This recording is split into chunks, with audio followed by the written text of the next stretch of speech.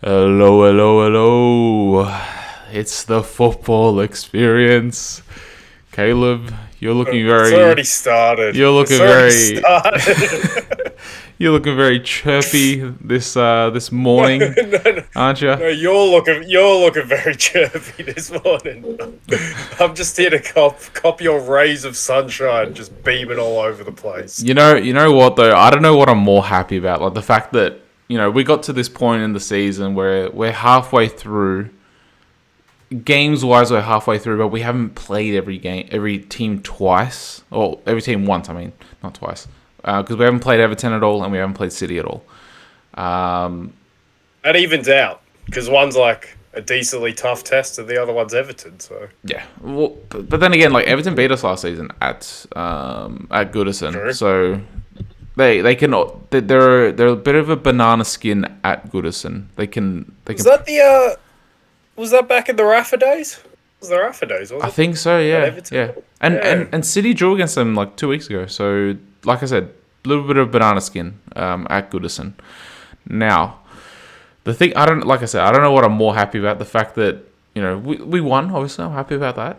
But I'm also happy that it's against United, who everyone's been chucking into the title race. And I guess points wise, they're still in there. Like I know Arsenal have a game in hand over them, so that the points tally can be extended against them to like 15 points, if I'm not mistaken. I'm not sure how far they are behind at the moment. They're like 9 points, if I'm right. Let me just bring up the table.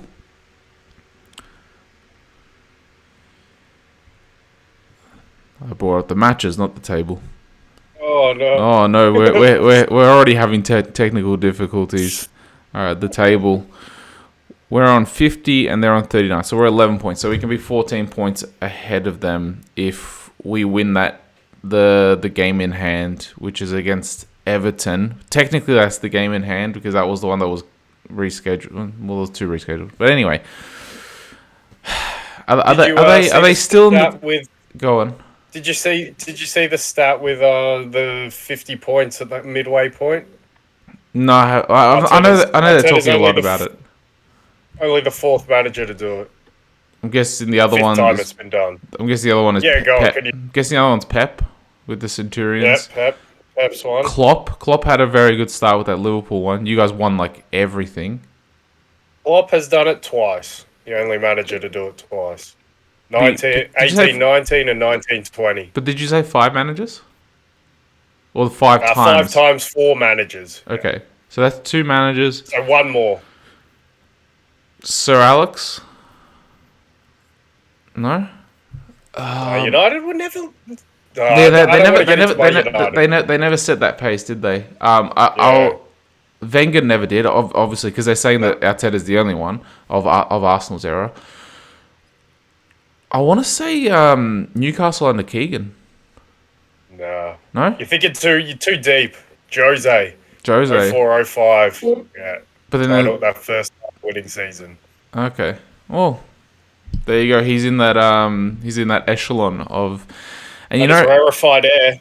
you know what though? Like I want to ask this. I'm gonna ask this now, just so we can maybe claim some clout. If it comes true at the end of the season, before we get into the match. But if Arteta was to win with this Arsenal team, does that put him into the elite manager bracket with Klopp and Guardiola, or does he need to win more for a longer and sustained period?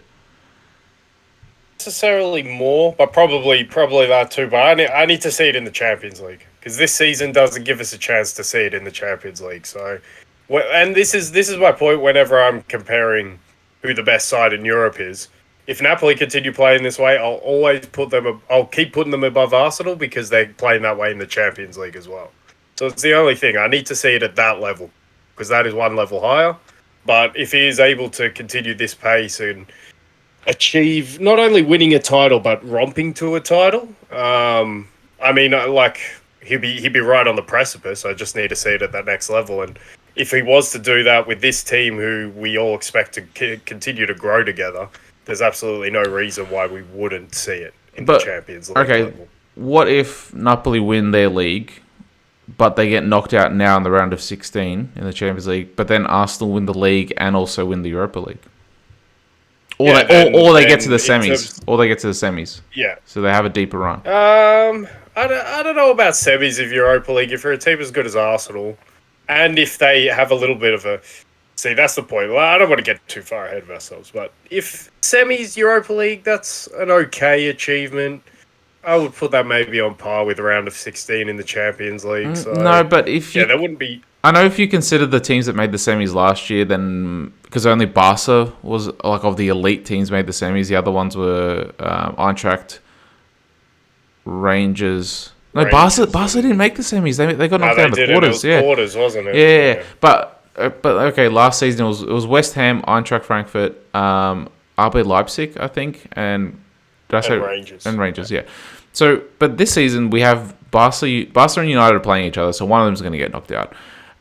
But then we also have Juve in there as well, and Sociedad have a fantastic season, but you wouldn't necessarily put them in the elite sort of historical elite team bracket of teams. I'm not sure who else is in there that would be considered would be considered a Champions League team. But like I think we have four teams. I think we have to cross that bridge when it comes to it. But just like right now, but like I get what you're saying. If Napoli were to suffer a shock exit, well, maybe not such a shock exit because Eintracht are playing quite well at the moment. So yeah, but the way they're playing, well, as we sit now, that's the only reason because the football is comparable. It's unbelievable to watch from both sides at the moment. Yeah. Okay, so we'll cross that bridge. But yeah, Arteta. Yeah, I just need to see next stage. I want to because it is a different challenge. Yeah, I think it needs to be for a sustained period because, like, for instance, if Klopp only won one Bundesliga and that was it, he wouldn't be considered an elite manager, and like he probably wouldn't have gotten the Liverpool job either if he just won the one Bundesliga and then and never made any Champions League finals with that Dortmund team either. Yep. Same with Pep. If he only in that first year, if he only won La Liga once or twice, like with that Barca team, never won a Champions League, and then like with Bayern maybe won the league once or twice, which is expected, he wouldn't really be considered an elite manager. So sustained period, winning more titles as well. That would, I guess, bump him up into that bracket. But I'd say he's now proving that he's a top-level manager. So he's probably on that path, for sure. just below. I think he's already a top-level manager, but he's just below that elite manager with your Klopp, your Pep, your Carlo Ancelotti, Tuchel. You could probably throw in there. I think he was hard done by by Chelsea because first he had to go. Whoa. What? You're not putting Tuchel in elite? Not Carlo. Carlo's he's not elite. Level yet. We've only look. He is well on his way. No. He is. Carlo is elite though. Who are you talking about? Oh, you're putting them as the elite that Arteta isn't quite in the bracket of. Is that what you're saying? No, you're saying he's in the bracket. No. Ancelotti's with Pep and Ancelotti's with Pep and Klopp. Okay. I thought. Are you objecting to Tuchel though? In the top level? No, elite level. Who are your elite level managers? Like Arteta's elite level, I guess we got Ancelotti. Those three. Yeah, we got Pep, we got Klopp.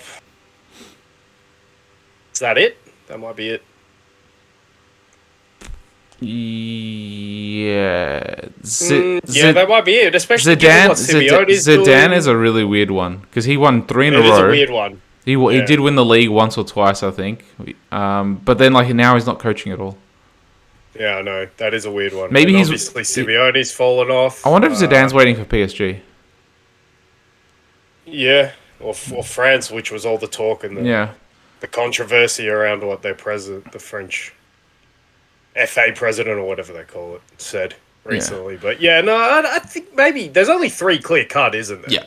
Yeah. Really. Zidane is a weird one, I'll give you that. And Simeone, like I said, they're probably the only 5 that can have a claim. Yeah. Okay. Well, we'll come to that one at the end of the season once results reveal themselves. But for the record, Arteta is not quite like with a Tuchel yet, even, for example. Just because he hasn't it's only been half a season. And he hasn't won anything yet. He's only won the FA Cup. Yeah, I need to see it. Yeah. But when he can play... Like, when I'm saying when now. When and if, and there is still an if, and we'll get to that later, but when/if they complete this, then yes, straight away, like winning something like that, unfancied, and expected to continue. Like, so yeah. Yeah, I think he's on that path. The only thing that could derail him is an injury. A Thomas Partey-shaped injury.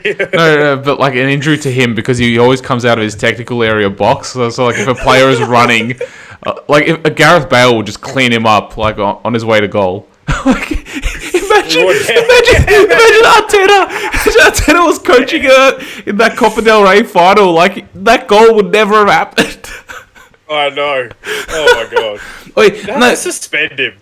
Wait, rolling back when I was watching the World Cup, did you see how massive those technical areas were? Yeah. Dude, like Arteta saw that. Like, the roam in there. Dude, Arteta probably got a hard one watching the World Cup. Like, just seeing those technical areas, like they were, like it was literally like from the halfway line almost to the corner flag, something, or like the edge of the 18-yard box. That's how massive they were. Yeah. Anyway, he loves the old run. Finally got a yellow card today. That was yeah. Anthony Taylor went in there thinking, I'm going to give him a yellow card when he arcs up. First time, I'm giving him one. That's interesting because like it's been the talk like over the last 3 or 4 weeks that like, especially after the Newcastle one, that how erratic Arteta is. But I think also like they're trying to rein in Klopp because Klopp actually. There wasn't a nightmare down there as well. But he went to the FA board or whatever, and then like he was gonna get suspended for a game, but they didn't get suspended for a game. So like, I think they're trying to rein that in slowly. They're having that sort of change of they're looking at it more closely at least. It seems like they are because the media attention's on it. But anyway, let us get into the game. And Caleb, I want to start off with my thoughts. I want to see how if they match up with yours, and I'll end it with an analogy as well. So, or maybe I'll start with an analogy. And the way that I saw it was, you know that Simpsons episode where Homer becomes a boxer, and the whole tactic is get punched in the face for as much as you can, for as long as you can, and then once the opponent gets worn down, then just like just push him. It seemed similar to that. I'm gonna give you my reasoning behind it, and that is because in the first half, Arsenal did not play like how you would expect them to play. Pressing higher up the field, trying to win the ball back in the opponent's half, and playing that high energy style. And I wouldn't necessarily say that it was United causing them to not play that way, because it seemed like whenever United got the ball, Arsenal's tactic was, let's fall back in shape, let's put in a low block to stop Rashford and Anthony getting in behind, especially Rashford. Maybe not necessarily Anthony, but especially Rashford. Let's give United the ball, because their strength isn't playing on the ball and playing in possession. Their strength is playing behind the ball, winning the ball back, fast transitions, fast counterattacks. That's what their strength is. And that's what they've shown that their strength is to be. Because those patterns of play, those build-ups in attack, they come with more training sessions, with more time, with better understanding. So, and Ten Hag hasn't developed that with these players yet after 6 months. So and Arteta knows that because Arteta he went through that transitionary period with this Arsenal team. Maybe not necessarily this rendition of the Arsenal team, but with most of these players that are playing at the moment, he went through that transition because they used to play with a low block and they try to play on the counter attack especially with Aubameyang. So that was their tactic, especially for the first half. And I was thinking, man, like this is so uncharacteristic for them to be playing this way. Like it's so strange. And then the way that we copped the first goal as well, it came from a mistake. Like Partey tried, like there was a lot of nervousness, it seemed as well, because there was a lot of misplaced passes, and that just like players not necessarily controlling the ball and finding each other straight away and trying to rush things when we did get the ball. And there was no calmness. But then the second half, completely different. Wonder goal by Saka. Ramsdale comes up with an amazing save, and then 2 minutes later comes up with an absolute blunder. And it's like, man, you just became you went from hero to zero within 2 minutes, pretty much. Could I give you a side note on that point specifically? Throughout the game, throughout the weekend, I went through the roller coaster with goalkeepers. It involved Nick Pope, Aaron Ramsdale, David De Gea. I went through the roller coaster because before the game we did our combined 11s, and it's like, all right, I might take De Gea, you'll take Ramsdale. It's a split decision between the two, and then obviously I look at, which mistake did De Gea make? He made a mistake, didn't he? And then I was like, all right. Oh, Ramsdale made the save, in fact. And then I was like, all right, I've got Ramsdale over De Gea now. Like, I just think, like, it was so tight between them, and now, like, he's making these saves week in, week out. All right, I'll have Ramsdale. And then the corner, and it's just like, never mind. Never mind about that. We're back to where we started. But it was miscommunication because like he jumped over Tommy Asu, and I think there was another Arsenal player. So like there was like no United players absolutely touching him either. So yeah, and it was a little, and to your point on nervousness, it was a little shaky for that one that Rashford maybe should have got a touch to take it around him when he came out of his box. I don't know. He rushed out. Yeah, I remember that one, but like.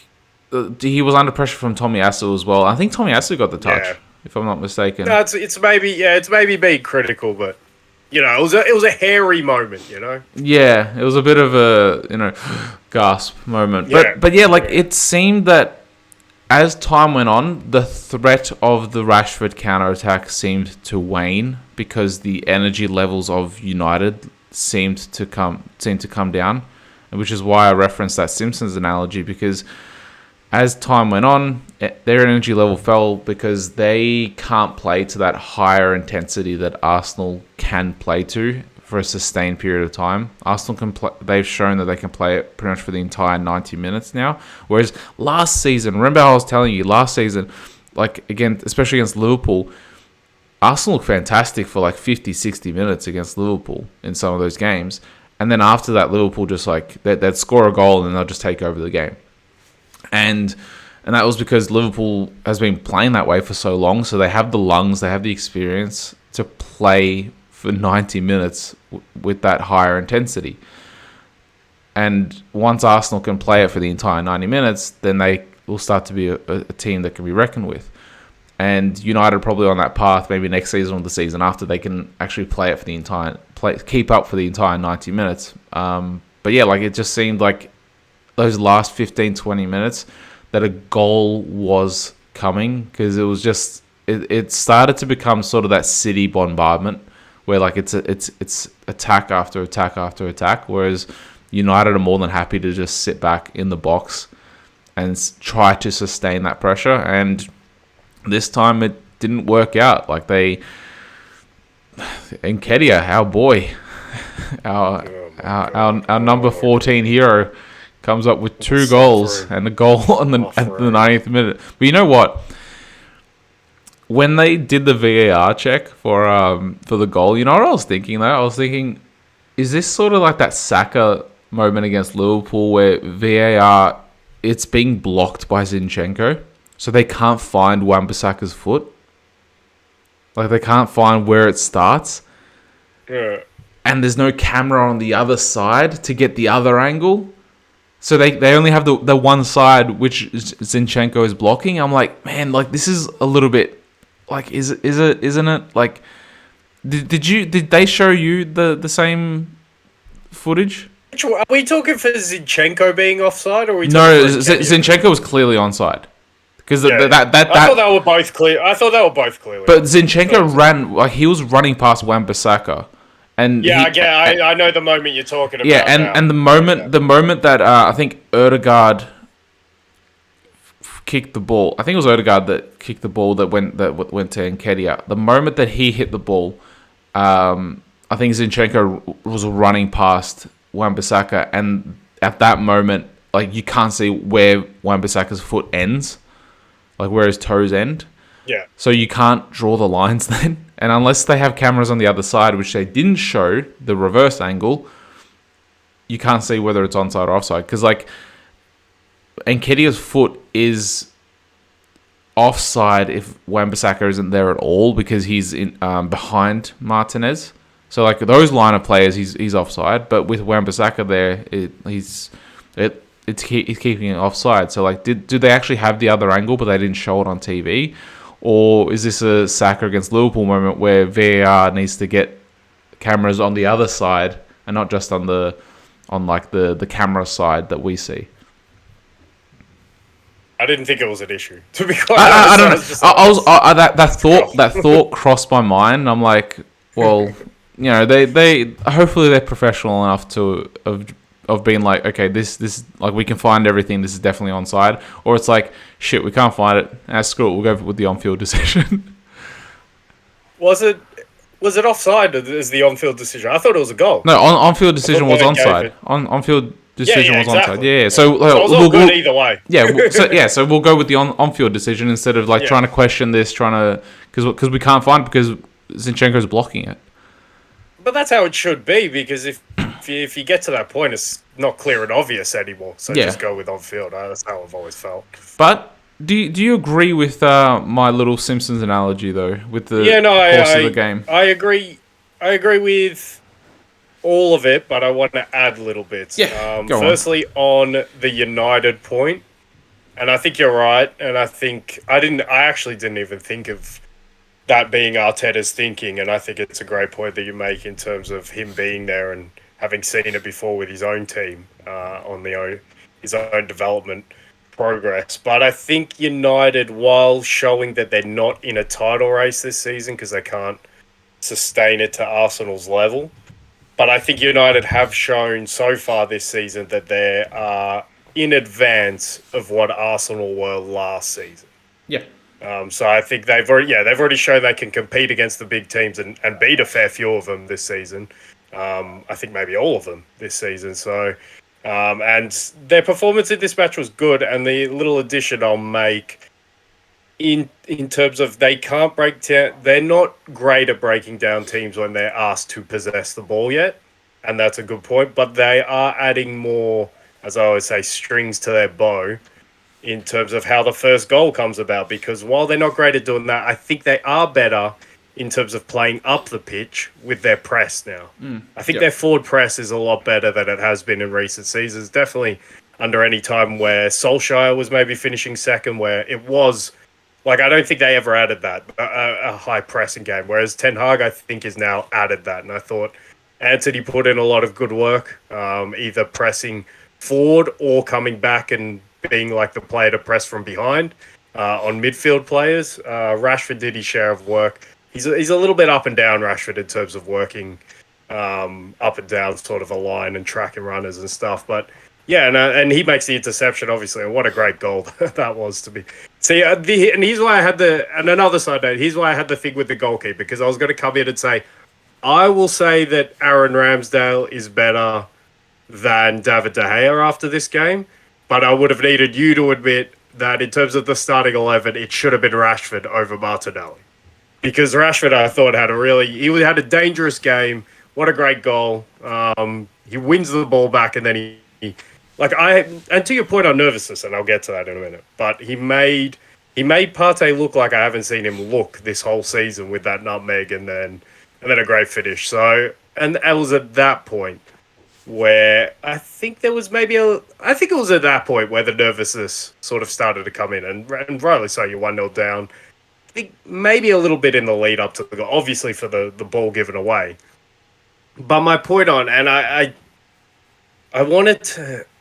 wish that I saw Pep's comments after the Tottenham game, after the match, before we did the last pod, because that was fascinating. And ultimately, we could come here at the end of the weekend and we'll say, maybe that doesn't matter now because Arsenal have just turned in this performance. Maybe it does, because the caveat is Arsenal and City still have to play each other twice.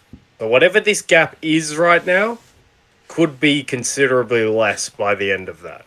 And City, while we have been highly critical of them in the recent pods, are still Manchester City, and they still have Erling Haaland, who is apparently in a crisis of form on 25 goals for the season. Another hat trick. They still have Kevin De Bruyne, who can assist him from anywhere, and especially one place, that cross for him. But Pep's comments were absolutely fascinating because he said, and we messaged about it, he said what we had been saying in terms of the hunger, in terms of where Arsenal are. But you've got to realise what the subtext of that was. And I think it was vital for, most importantly, Mikel Arteta to understand the subtext of that, because I want to paint a picture of a team. The season's 08-09. This team hadn't won a league title in 19 years.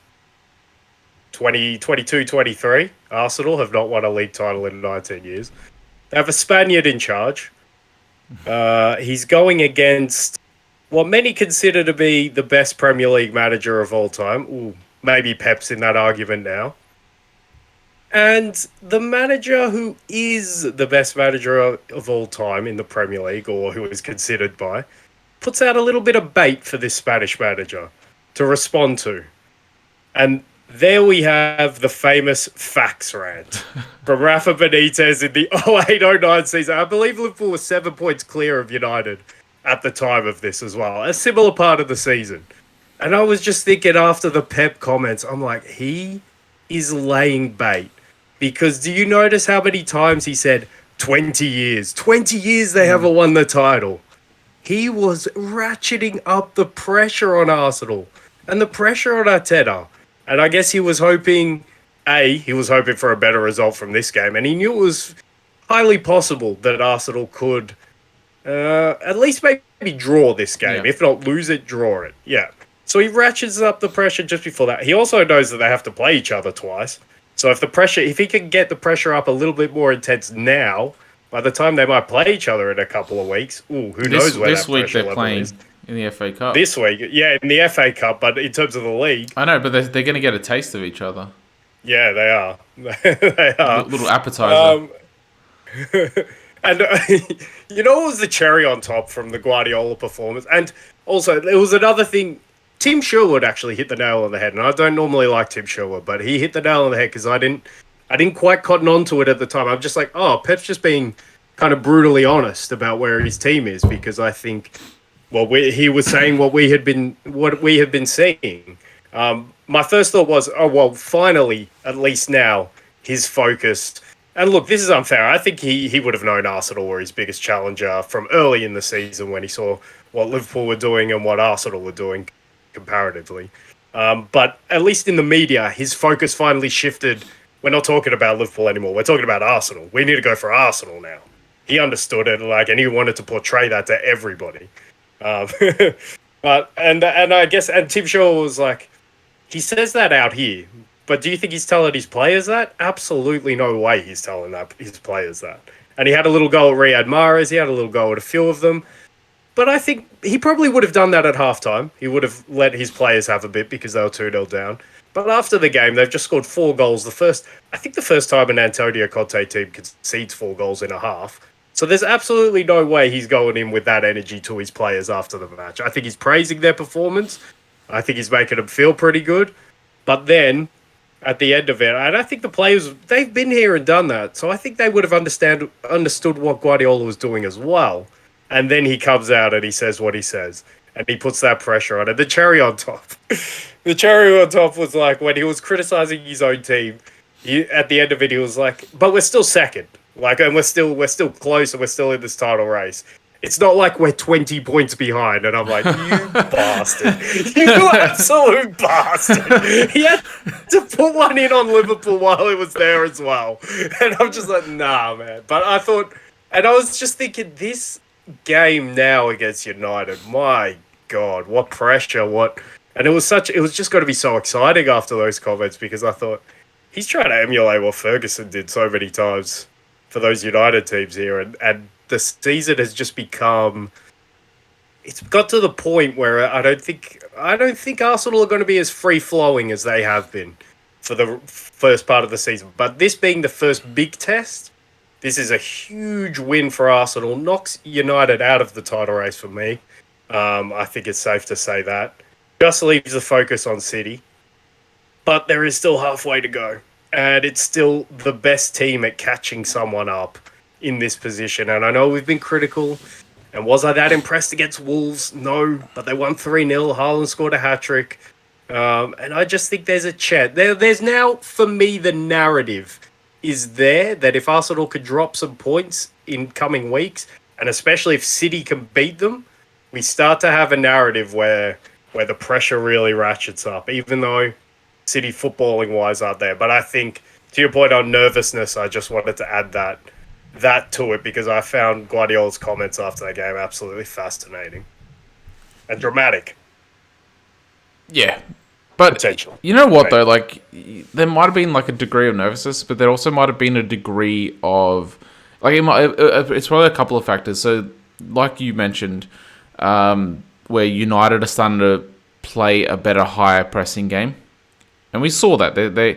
We saw that a number of times with Rashford trying to press the centre-backs, with Anthony trying to press the centre-backs as well. So, they were under a little bit of pressure, whereas teams like to sit back against Arsenal, so they don't really press the centre-backs especially, and they don't press Partey either.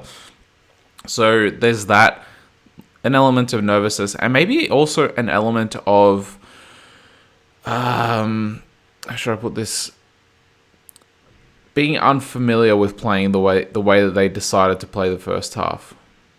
Because also, go on.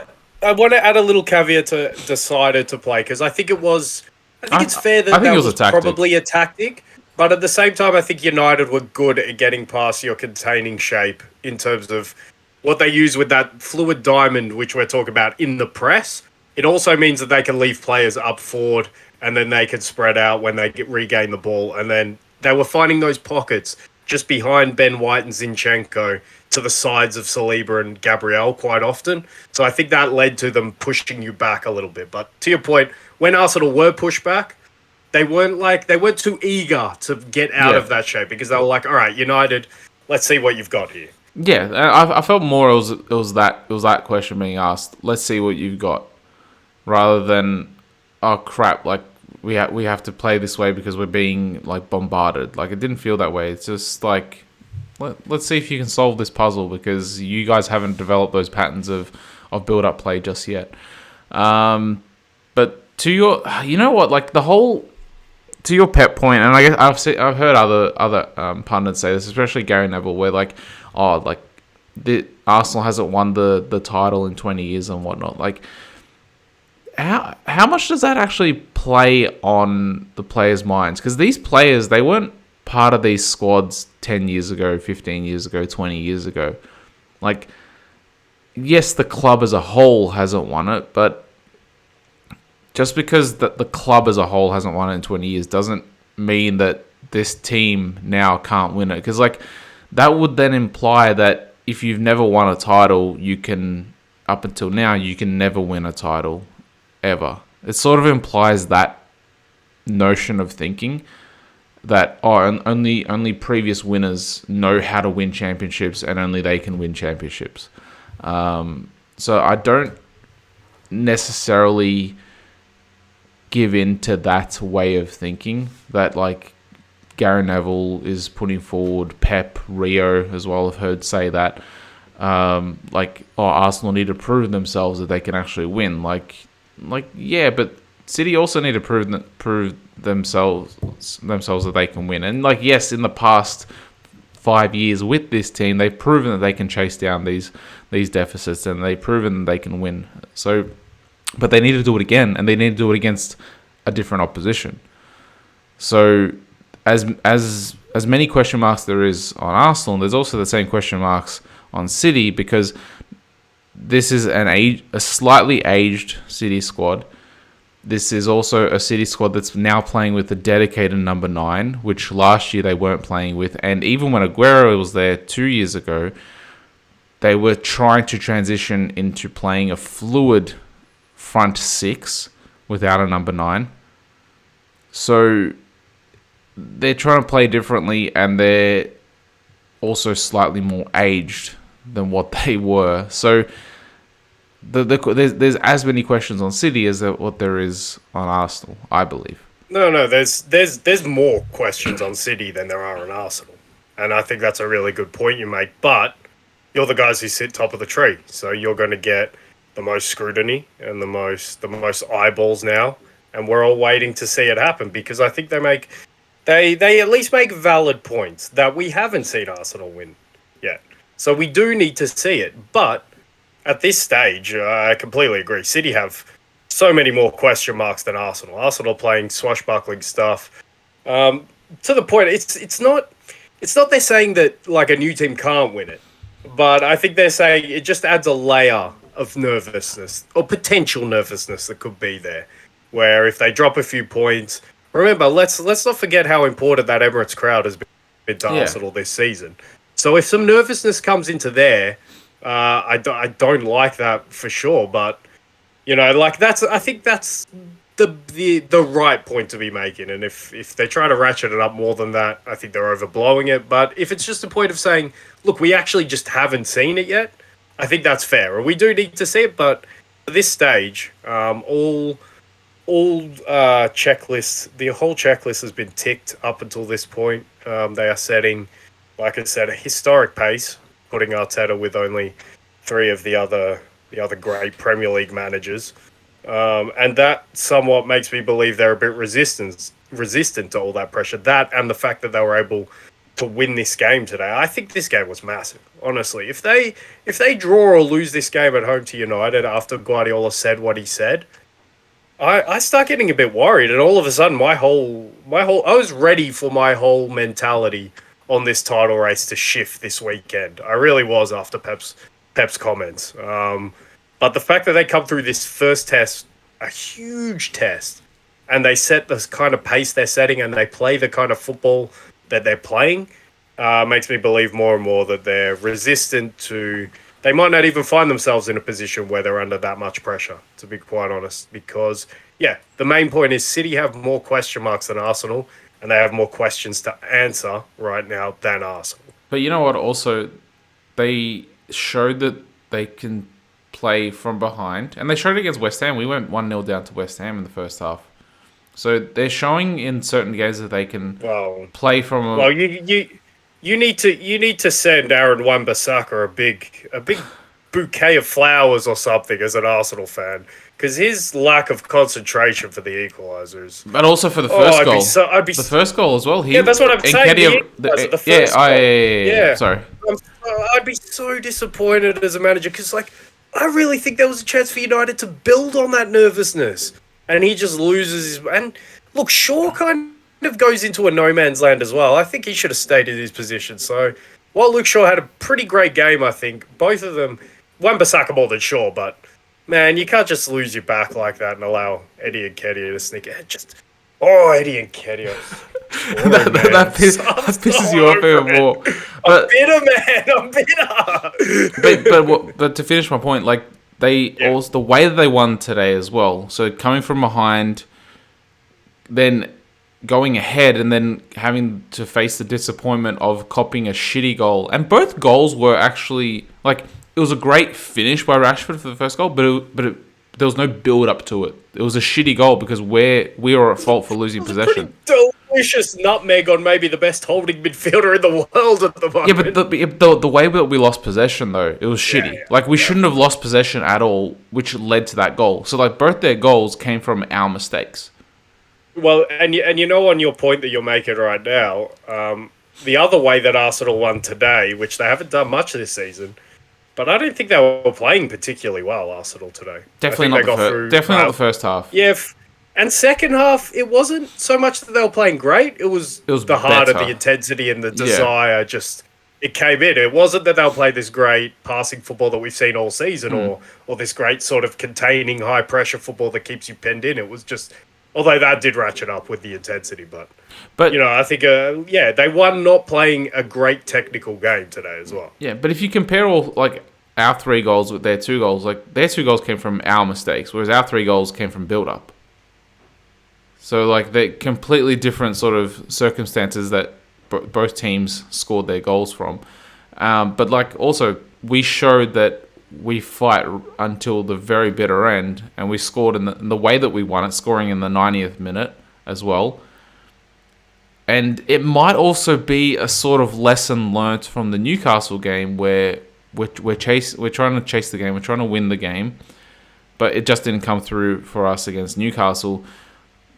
But because we went through that experience, we went, okay, we can sort of slightly tinker this, or like at least the mentality is a little bit stronger from that Newcastle one. Sort of like what I said, like these players are learning from their previous mistakes and they're building on them, and you would expect to build on them.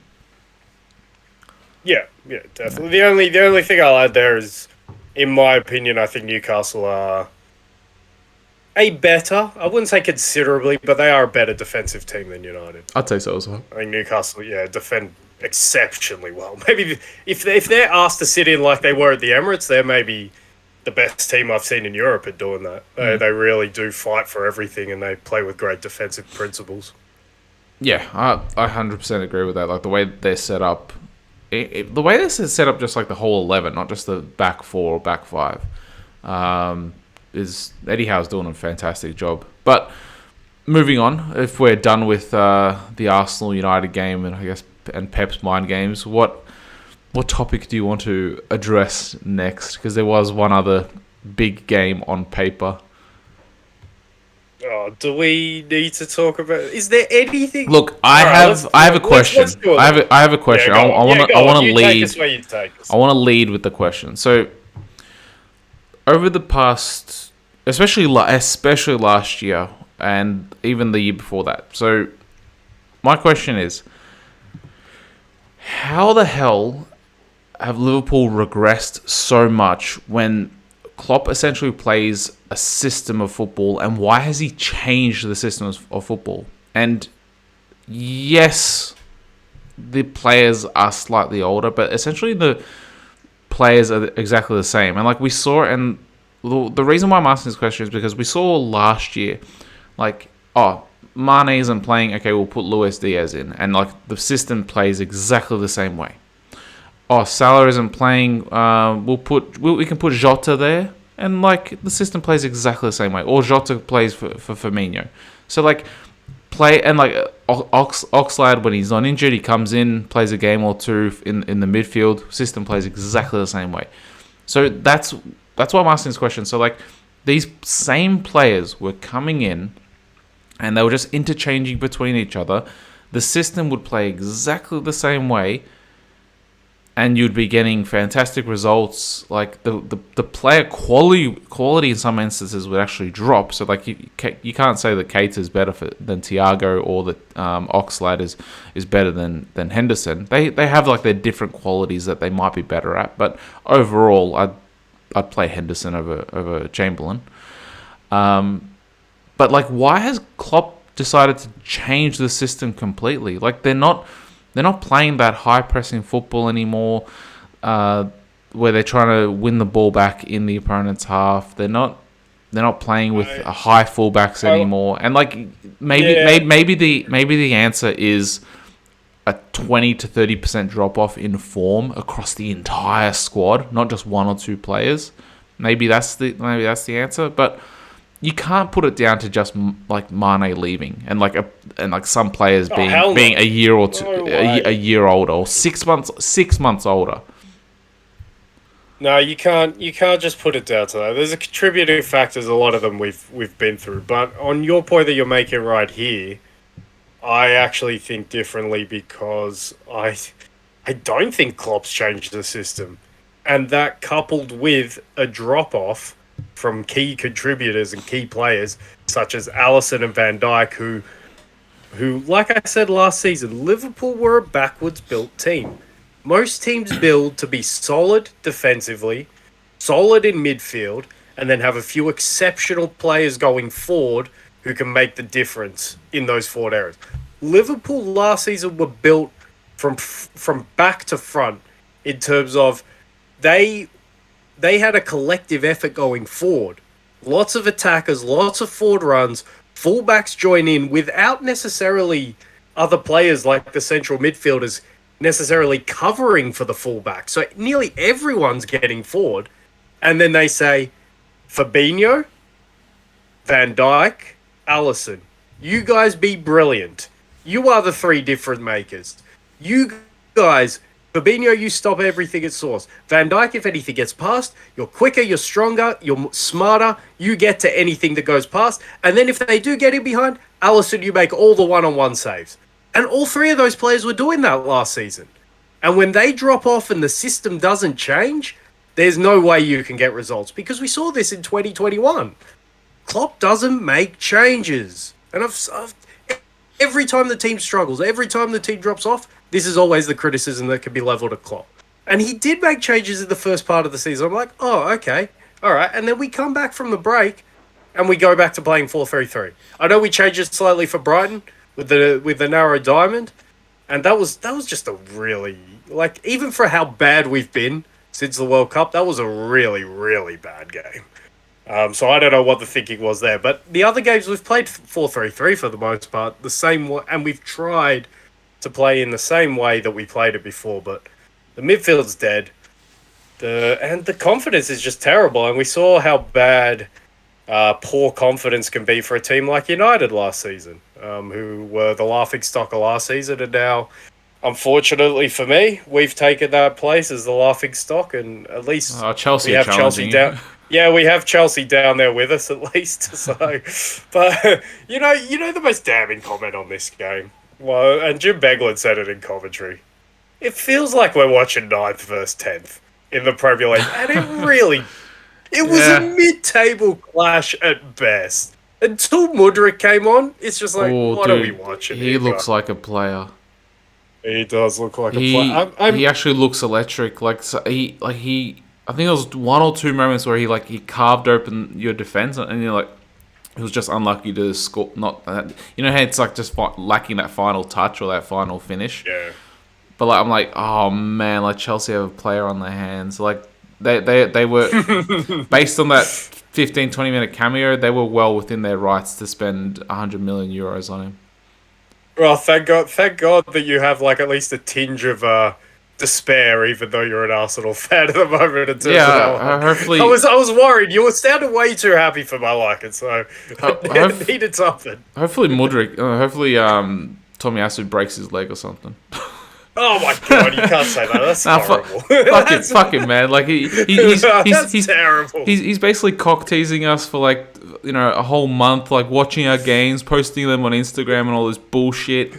And then he just goes and signs with Chelsea. Like, I think he wanted to go to Arsenal. It was your boy Dario Serna who's just like, no, you have to go to Chelsea. Yeah, you have to go to Chelsea. Sorry, holding him hostage. Yeah, fucking Serna, man, break his leg. But he at least looked good. And just for the record, one little thing, and I don't want to labour on this game too much longer. But one little thing, I'm not on the Cody Gakpo bashing train just yet.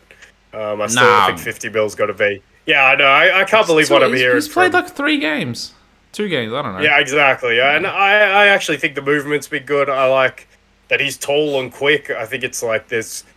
I'm not calling his game exactly like this, but there's shades of Thierry Henry in terms of having that physique yet being able to be quick. I've heard a lot of people compare him to Thierry. Like I'm definitely not ready to.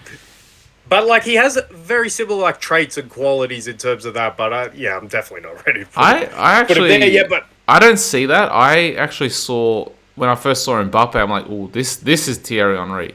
Oh yeah. This is Thierry. But even better. I've got to say, I'm sorry, Thierry, but and I know he hasn't. I don't know if it's. I don't know. Not yet. Not yet. Okay, maybe not yet, but maybe now as well. Maybe now. Anyway, I want to actually. Do you have anything else to add? Because I just want to say I'm not on the Cody Gakpo bashing train. Give him time. He's 23 or whatever. Look, you said that it's because like there's no confidence in the team, blah blah blah. But when I was watching this game, like I said, I don't see that high intensity press from your front six. Yeah. I don't see it. Not. So like, is that instruction? Is that instructions then from Klopp then to not press? So like, it's not down to you guys missing Van Dijk and being like, we're missing Allison's out of form. Van Dijk, like in the back of their head, they're like, oh, so Allison's out of form. Van Dijk's missing through injury right now, or when he was there, he's still not the same 1v1 defender that he was 2 years ago or a year ago. So maybe we should play a little bit more defensively. I don't think Klopp's giving them these. I think he's actually giving them these instructions to not press and play such high intensity. Like, because if it was just one or two players lacking, then yeah, okay, this is down to form. But like, it's the whole six that isn't like I'm like the one that's most fresh in my mind is that I think that first half against Villarreal at Anfield, dude, I remember doing the analysis, like doing the breakdown for that one, and I said like you guys were like rabid dogs, like you did not give them any space or any room to breathe, and like you were just absolutely like smashing down and closing down space, and they couldn't like. It's like when an older brother is playing with his younger brother. He's like, stop hitting yourself. It's like it's like play out from the back. It's like you can't do it. Like now, they're just giving them so much. Like Liverpool are just giving teams so much freedom, so much room. So these are actually instructions from Klopp to not press so high. Okay, think how bad this is. When you have the same structures where you have had for years, where you relied on that rabid dog mentality, when you have the same structures as if they're going to play like that, but then that aspect is not there, that leads to Liverpool looking the way they do. Well, it's one of the big factors. Now, the question marks are, why don't they have the rabid dog mentality? But for me, why we look as bad as we do right now is confidence. Yeah. Because we can't even do anything going forward at the moment, which is worrying. Until we did look a lot better when Darwin came on. I know he's a jack in the box and you don't know what you're getting, but at least he gives us something to aim for up front. But yeah, I think when you have those same structures with all these holes and then people aren't closing down the space like you described, that is a quick descent into looking as shambolic as Liverpool do at the moment. And again, it's the criticism I always have for Klopp. Why don't you change things when the team lacks confidence, when the team needs a defensive reinforcement? Why can you not change the structures?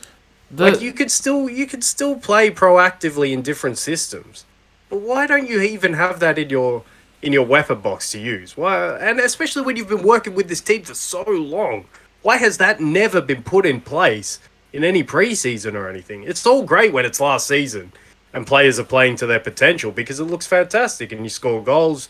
You even keep them out somehow. Like, we gave away a lot of chances last season, but when those players are playing to their potential, fantastic. When they're playing like this season, wow, it looks even worse. Because remember that spell in 2021 where I think we lost like 6 or whatever games at Anfield in a row. Yeah, after not being beaten there for like 60-odd games. Yeah, it was madness. So, but I don't think that miracle's on the cards this season. Well, actually, to be fair, I will also say this.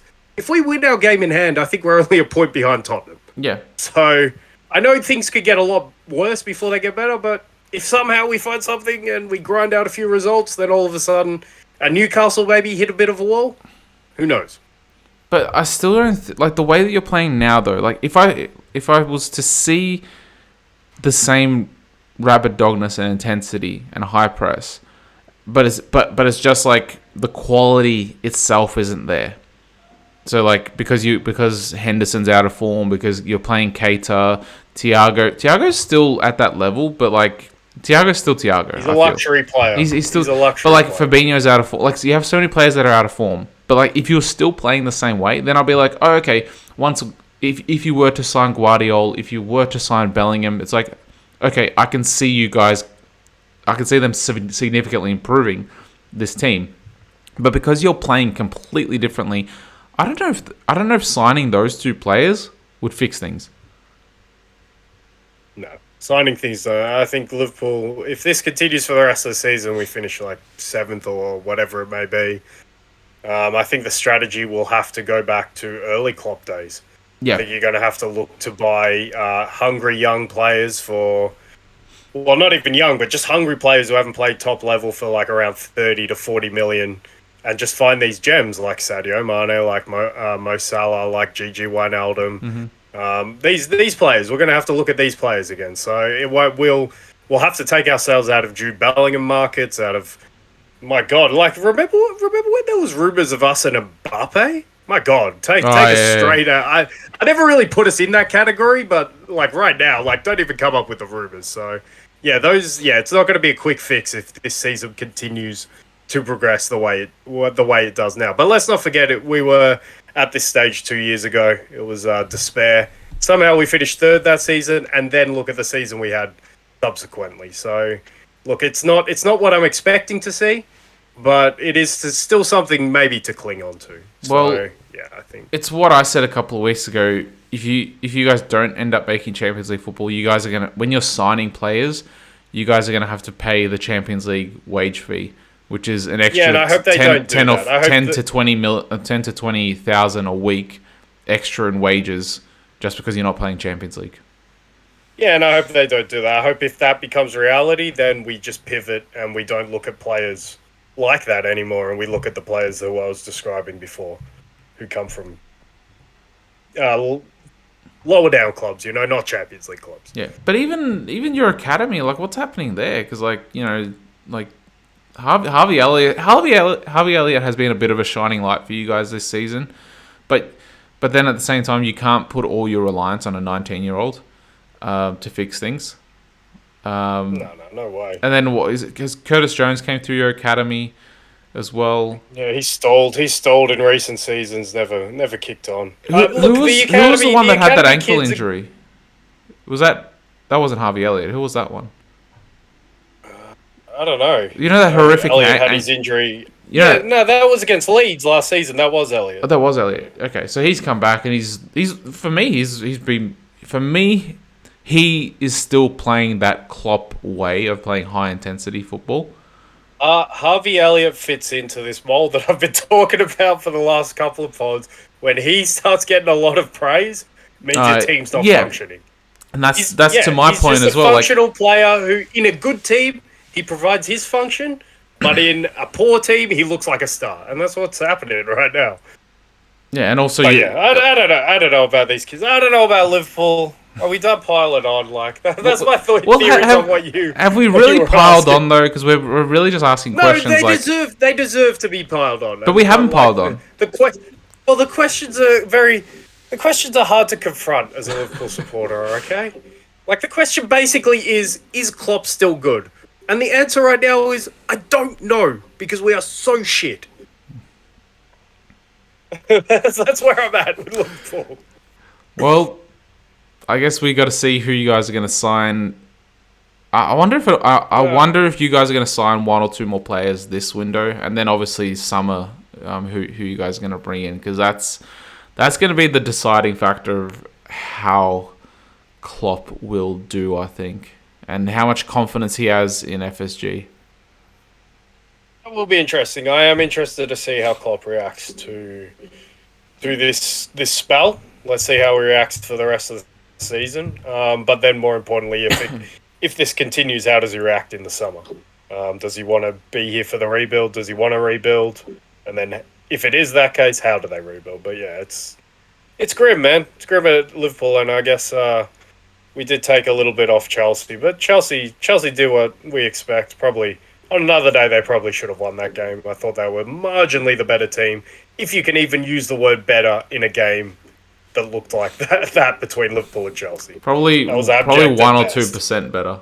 And like especially that, like when they scored within the first 3 minutes, I'm like, oh man, like this grim, man. This is gonna be like Caleb's like turned off his TV if he's watching this live. he's not gonna. I was thinking about not watching it anyway. but then like I think Havertz's foot was like offside or whatever. Like dude, like I'm getting to the point where like maybe Liverpool and Chelsea like don't make the cut for the games that I watch on the weekend anymore. Honestly, it's getting to that point. If they stay in 9th and 10th, how can I justify watching that shit? They're irrelevant teams. I think you just watch it just because of the name factor at this point. Yeah, you do. But look, was there anything else from the Premier League really to talk about? I mean, City get their win against Wolves. Haaland gets another hat trick. I think now he has more Premier League hat tricks than Ronaldo now, and Luis Suarez. Or he has the same amount as Luis Suarez, but he got them in 19 games instead of 60 games or something. And he's beaten the Golden Boot for like 4 of the last however many seasons. Yep. So, yeah, it's just mental. And to think that he was in the spotlight for non-flattering reasons recently, given that he's on 25 goals and got another hat-trick. Just crazy. I was always interested to see the City reaction. Was I impressed by City? Not really. But was I impressed by De Bruyne and Haaland? Yeah, I was. And this kind of led to... All right, I want to do 2 drafts with you. And I'll talk about the games that led me. This is obviously one game that led me. But, like, maybe let's do a draft up until 6, maybe 5 or 6. And I want to draft our ideal partnerships that we would want in our team right now. What is the number?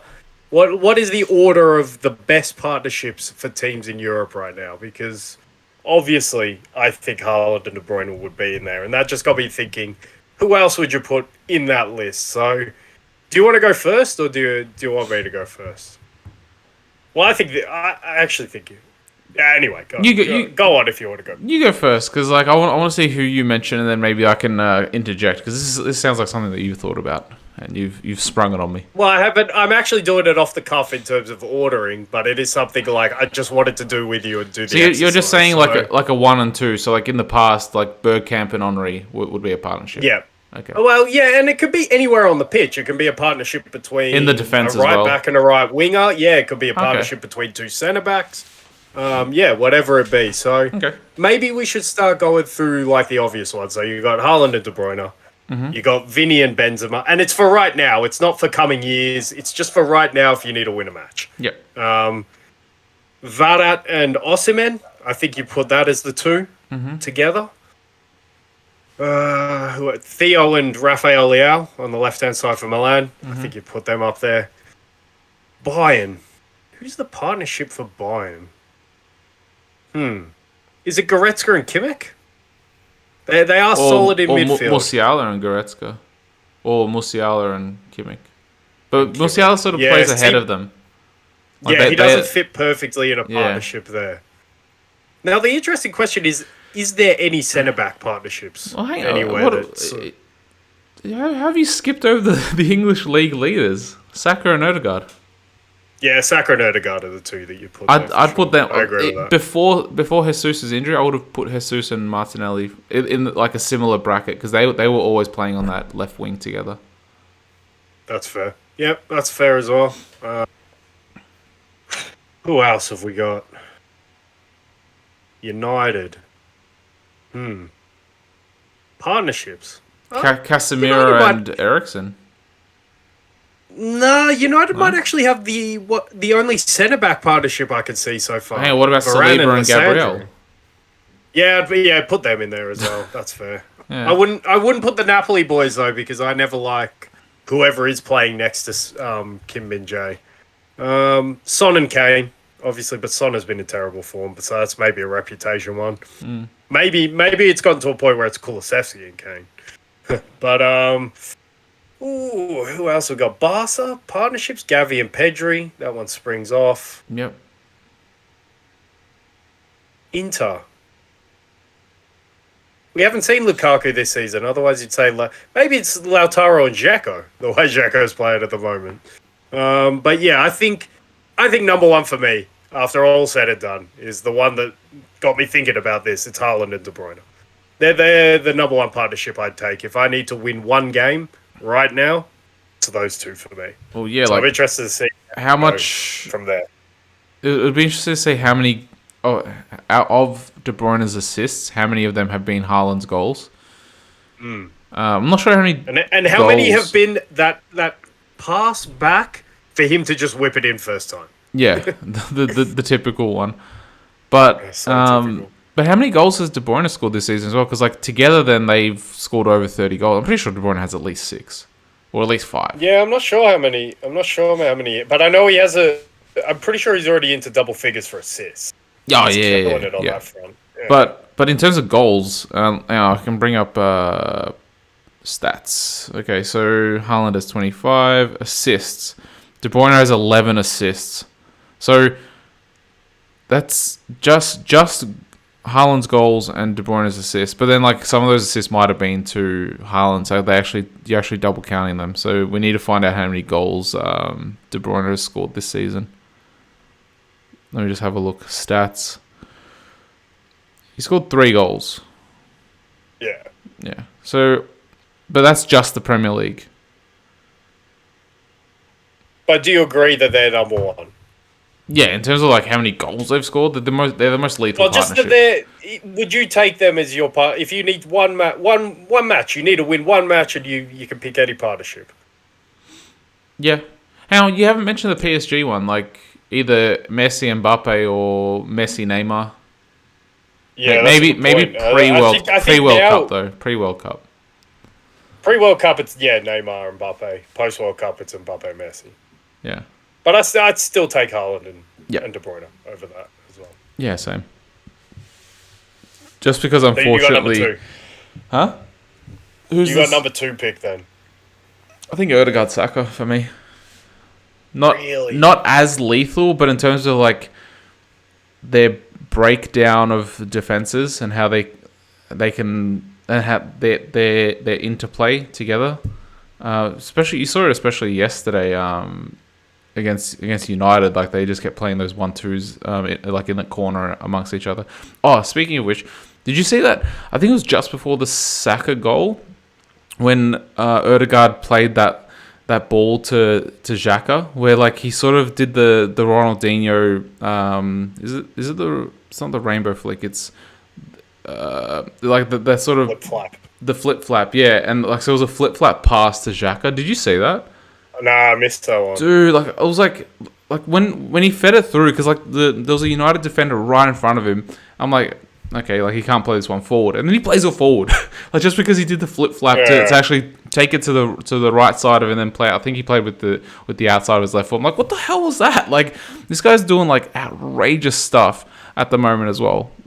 So speaking of Odegaard, but yeah, I'd put them second just because of their understanding and the way that they're playing together as well. So like maybe not necessarily for their stats and their lethalness like De Bruyne and Haaland, but I reckon those two could keep the ball off anyone for like a couple of minutes.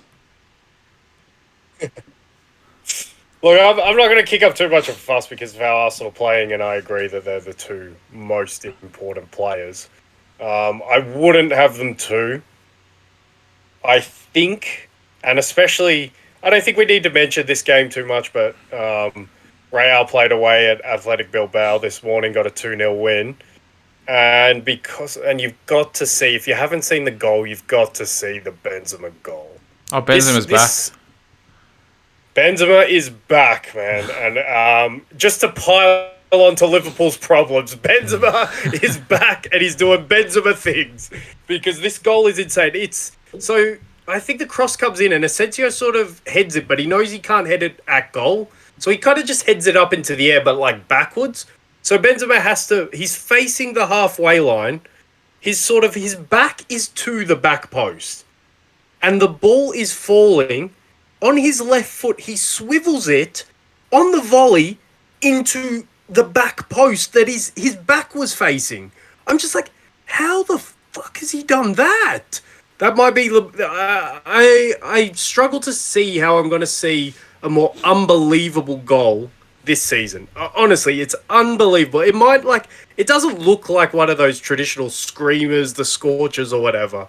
But when you take into account the technique and how he hits a volley so cleanly back to where like his back was facing all in one motion is unbelievable. So I know Vinny hasn't been in great form, but he's still dangerous. And because of the spark that Benzema provides, because of him providing the reminder of why he is the Ballon d'Or winner, I will put Vinny and Benzema as my second. So in this draft, they're the third choice. So you have the fourth choice. The only reason why I wouldn't, why that partnership isn't there. No, not necessarily form, but just because Benzema's been out for most of the season.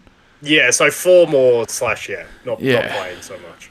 But I think he's back to, if that goal's any indication, and the spark that he provided for Real Madrid off the back of that one moment of brilliance. Real Madrid looked like a totally different team off the back of that. And then he got involved in the game. And he is the forward who could do so much as well. So I think he's back to show us why he has that Ballon d'Or right now. I'd actually put Kvaratskhelia and Osimhen ahead. Like they'd be ahead of them. Yeah, just because like I know Osimhen also was injured, but I think he came back earlier than Benzema. So he's had more games under his belt. Like if this was last season, you'd put Benzema and Vinny probably first. But yeah, I'd put them third, Kvaratskhelia and Osimhen. So they're your next pick. So they're fourth in this draft. Yeah, and I think maybe we're looking at it like a little bit differently because I'm maybe looking more at like if I'm trying to win a one-off match, who am I taking going into it? So I think maybe that's ceiling, but I definitely wouldn't complain with Varane and Osimhen who are lighting it, and Osimhen is the lightning rod for another sort of draft that I want to do just a little bit later, but what form he's in. Hey, I just want to see that Benzema goal. I brought up the highlights. Okay. It's the first goal, so you shouldn't have to wait too long. I'll make my fifth pick. Or are you nearly there? I want a live reaction. We got it for the Wout Faz own goal, which was great.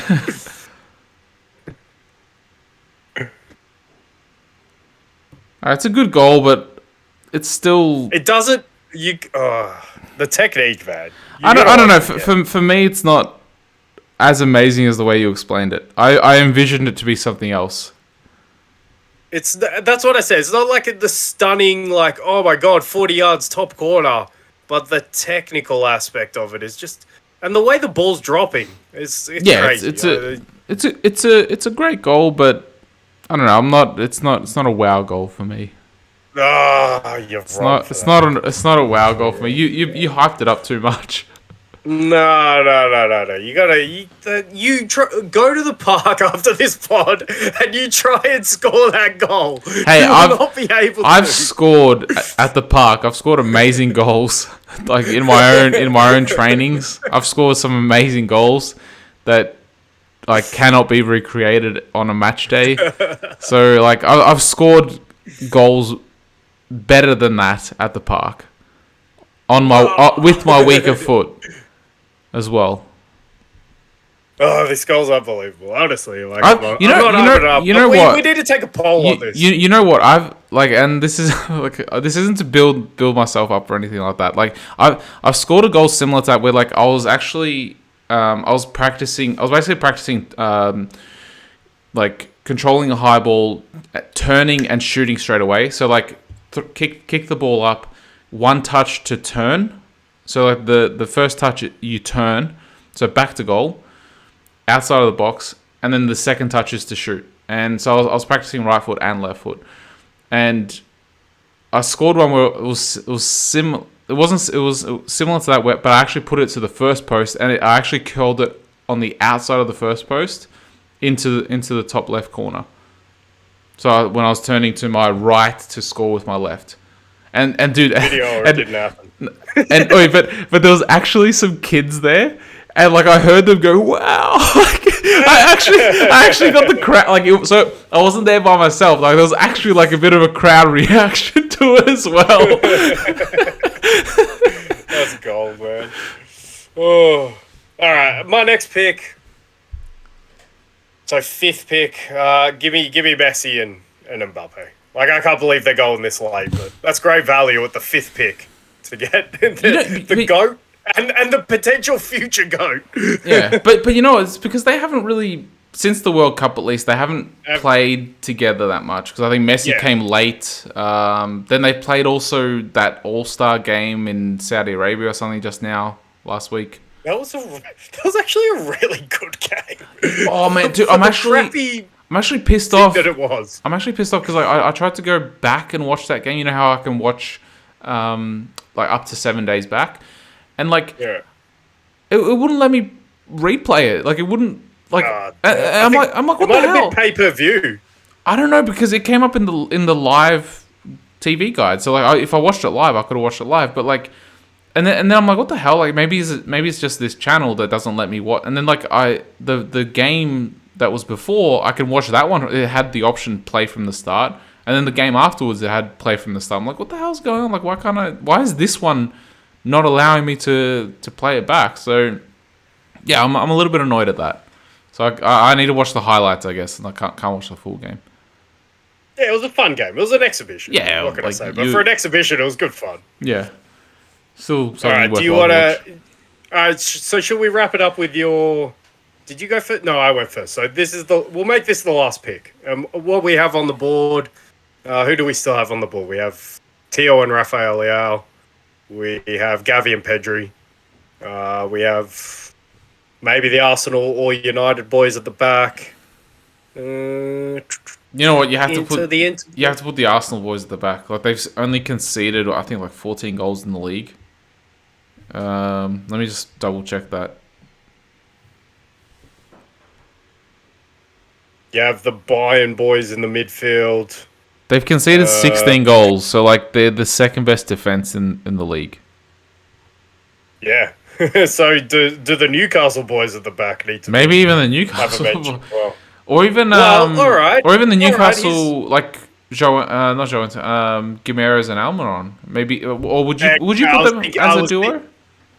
Yeah, I was thinking like who would the Newcastle duo be, and up front it's definitely them for me. They have connected a few times, and when Almiron comes inside, Gimenez is always waiting to get the ball and play a 1-2, a chipped 1-2, or whatever it is. So yeah, I'd put them as the partnership.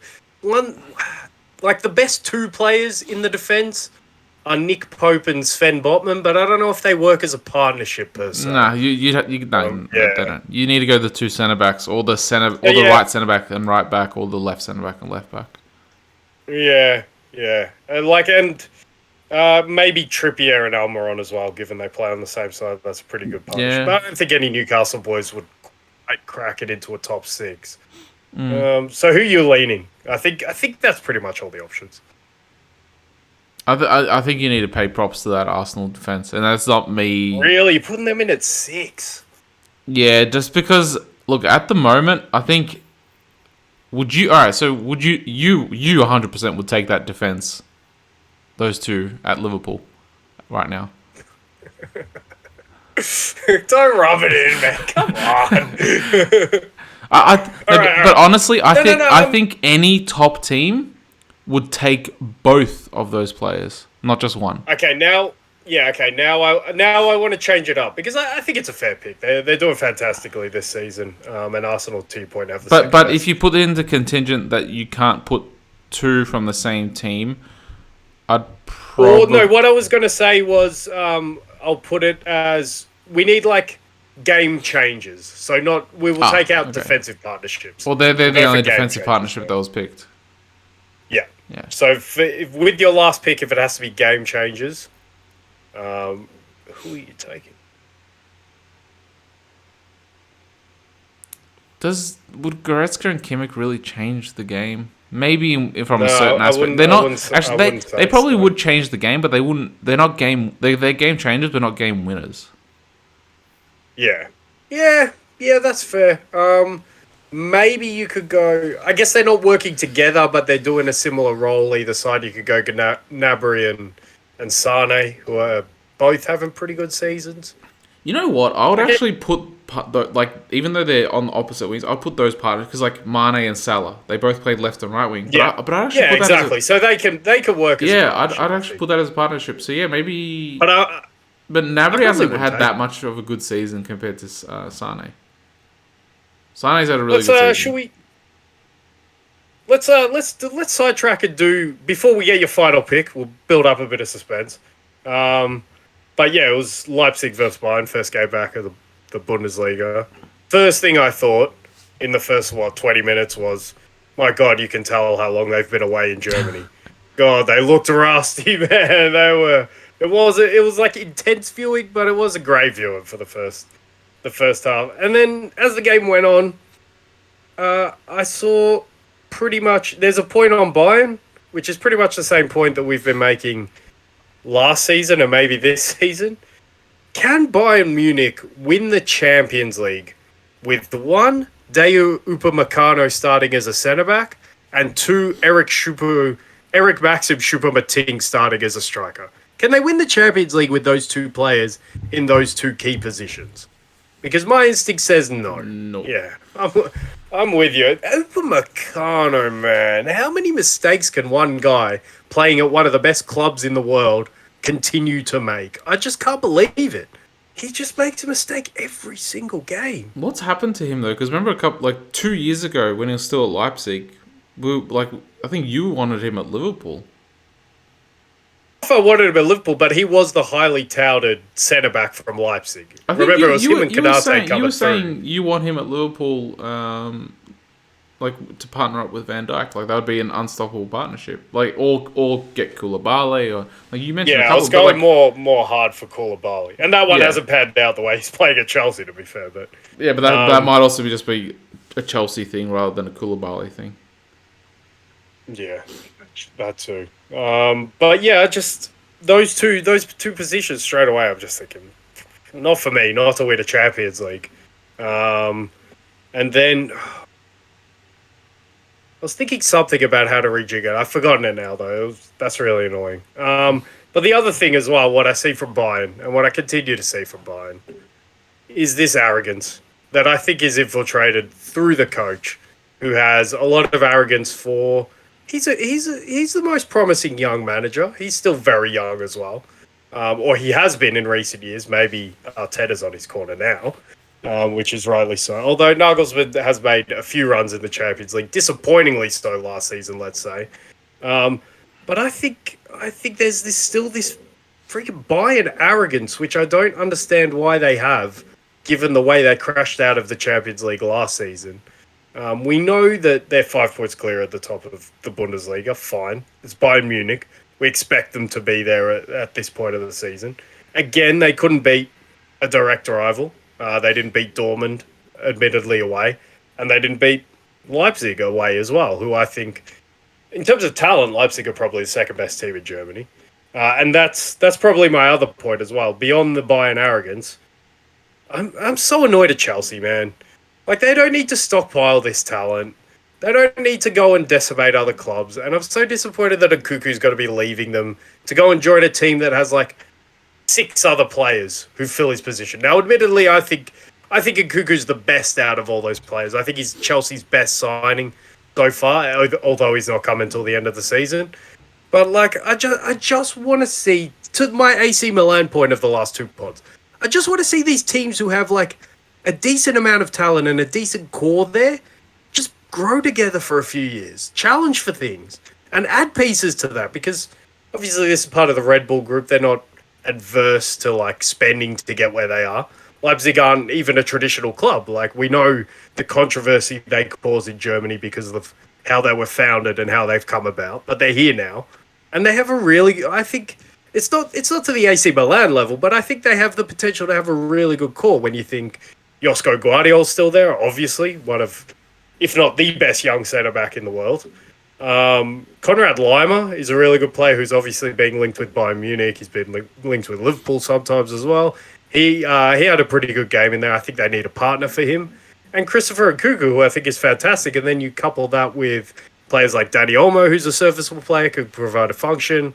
Dominic Szoboszlai, who's a really powerful... I like him out wide because he can make more of his sort of boneheaded plays, his mistakes, but when he gets the chance, he can run past an opponent, he can shoot, he can be a presence in the box. I think he's a great piece. And then if Timo Werner can get back on track, that's a good piece up front. So, yeah, I just think that's why I keep saying talent-wise, I think Leipzig are the second best team in Germany. But, yeah, it's just disappointing that he's a player like Nkunku, who's been fantastic, obviously reigning German Footballer of the Year in Germany, to go to Chelsea where he might be underappreciated when they had the chance to maybe build something that could challenge what is an arrogant Bayern Munich team at the moment, I think would have just been more fun as a football fan. So, yeah, they're my points that came out of this game. Let's hope the Bundesliga overall for me, let's hope it gets better in the coming weeks, because I was not impressed with what I saw in the week back, although we had exciting games in terms of Dortmund winning 4-3 against Augsburg, although they're so fragile, man. Oh my god, Dortmund are all over the shop. So another sort of fortunate win, and Eintracht who are putting together a really good run of form, which has got them into second in the table. But Eintracht's problem is I don't think they really have that quality talent. Kula Mwani's looking like a good player.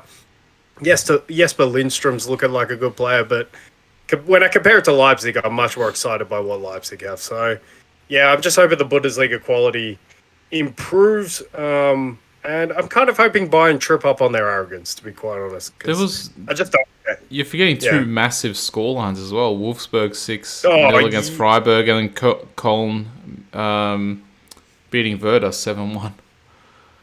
Yeah, I know, crazy. Like the Calder Werder one is a weird one, but like just after I was saying about Freiburg because they were second going into this match, they go and lose 6-0 to Wolfsburg, and Wolfsburg's a bit of a story with Niko Kovac in charge and him trying to rebuild his career after Bayern. They've, I think, won 6 on the spin now, and they're in that Champions League hunt. And interesting as well, Xabi Alonso and Leverkusen aren't too far, but I'm still not impressed with what I see from Leverkusen. They don't have a midfield, but I am interested because Florian Wirtz was on the bench, and he has been very highly regarded. So I do want to see him come back and play. Maybe make Leverkusen look a bit better in the coming weeks. And maybe, who knows, they can get themselves into a top 4 challenge. And who knows, maybe Xabi Alonso will be a really good manager. And when Klopp doesn't want to manage Liverpool anymore, maybe Xabi will just come across and manage his former club. You don't think that's lined up for Gerrard? No, not anymore. Not after how Villa went. He needs to go and rebuild from here. Yeah, he needs Who to go knows back. if he even wants needs to go back that. to Rangers. And what's I happened? don't know. What's happened to my boy Patrick Schick? Is he injured? Yeah, nothing. Is he injured or something? I don't know if he's injured, but when he has played, he hasn't done anything. Well, he's not. He wasn't even on the bench. Yeah, he didn't play this game, so I'm guessing. Exactly what's going on there. I'm guessing it's injury because he's supposed to be their main striker. He scored 20 plus last season for them. Damn. Yeah, exactly, and he's the one you wanted at Arsenal. So yeah, just as like a really good, solid Plan B option. And I guess I want to do this point as well, just moving away from Germany. There's only like a few points there from the continent, but because obviously Gavi and Pedri are in the running to be one of the partnerships maybe picked. I'm interested to see in a couple of years. This is a much bigger picture, and I don't want to spend any time on it, but like it's just something I want to flag.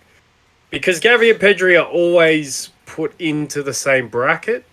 And I think Gavi is starting to get a lot of plaudits because he's had a very good few weeks. Decent World Cup as well. Probably a more notable World Cup than Pedri. And on form, you'd probably say more notable than Pedri in recent weeks. Is there maybe a little bit of chance of resentment? Do they grow up too much together? Or is it just Xavi and Iniesta all over again and they're happy playing with each other? There's no ego thing between those guys, and they just grow happily at Barcelona for all those years.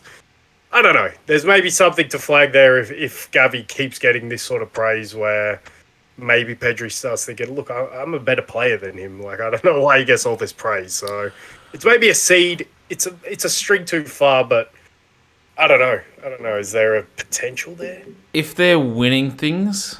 So if they're winning titles together, I don't think that the resentment is there because you would hope that they have been brought up correctly in that, especially coming through the Barca Academy where the team is above the individual. So you would hope then that they'd be like, okay, like we're winning absolutely everything. Like this guy's like my brother in arms. There's no reason to resent him. Like one of us there's always gonna be a player that gets more media attention than the next player, whether it's for bad things or good things. So you'd hope that it doesn't occur. But if they're not winning things, that's when it can start to. That's when the seed can start to grow, I think. Yeah, I think that's a fair point. And to your Barca pointers as well, they've also got the perfect blueprint that only happened like 15, 20 years ago in Xavi and Iniesta for them to follow, and in terms of players who come through and grow together in that Barca team. But like on the more narrow picture, the more this season picture on Barca, Oh, and I hang on, still can't make that's one other point. They have Xavi as a Yeah, coach as well, who was one of those of course, one of yeah, that midfield yeah, duo as well. So exactly. he can perfectly lead them in the correct direction. Yeah, I think all signs point to them growing at Barca together. But it was just something I maybe wanted to flag a little bit. But on the this season Barca point, and that's how sort of I guess bored. I'm not bored, but kind of bored. I was watching football, some certain games this weekend that I was just like, all right, let's start thinking of some narratives around Start this. spreading some And I goss. guess yeah, and that's why we're doing this draft in the first place, because the City Wolves game. I'm like, well, what's there to take from this one? And now Barca Hetafe, which was a really poor game. Barcelona, so boring in this game. My God. But yeah, Barcelona is so confusing for me because I came up with three options at the end of it. Do they actually not have that good of players? Like you look in the front areas, is Rafinha just not that good? Is Usman Dembele just not that good? Like are Pedri and Gavi just a bit too young to be making the team look exceptional all the time? Is that the case? Or do they not have a very good manager? Like can he not produce something better tactically to watch? Or is it a case that they are actually just a good team because they sit top of the table? I think they definitely now have the best defensive record of any team in all of Europe's top five leagues. They've built a lead on the team that won the title last season and won the Champions League last season in Real Madrid. And yeah, they don't look good doing it, but they are doing it to the point. So we've seen half a season now nearly of Barcelona. I have no idea what to think of them. They're just so confusing to me. And I don't enjoy watching them. I said at the start of the season, it's like they gave Xavi too many pieces of the puzzle, and a lot of those pieces are crap and they don't fit together. Like how many players over 30 did they actually give him? They didn't go, and I was criticizing them for not going the Arsenal route of trying to rebuild with a younger squad, especially when they have Gavi and Pedri there, and even Dembele. Dembele's 23, 24, and like, so why not build around that sort of core young talent of players? Try bring in some players from the academy and build around that. But no, they're signing, like Lewandowski's been a good signing. Like he's scoring goals. He's being Lewandowski. But like signing Azpilicueta and Christensen, like You mean Marcos Alonso? Marcos Alonso, sorry. But they wanted to sign Azpilicueta, but that one didn't go through. Yeah. And then they lost PK as well, just because through retirement. So they then became probably more reliant on playing either like Christensen or Marcos Alonso in that, like converting them from left side to centre back. So like, but like they were given this team that you were saying they could make the semis of the Champions League. I was like, nah, this isn't making the semis of the Champions League. And it's just like it's too heavy on the older players that are becoming washed up and are going to retire in a year or two or three, and that shouldn't be playing at that level. And then all these younger players that should be growing up together and like growing as a starting 11 from like an 18 to 24-year-old age group. So like it's either 6 players that are over 30 plus like 5 players that are like under 22, or like it's that sort of weird combination that doesn't work for the future, at least. That's my opinion. It is.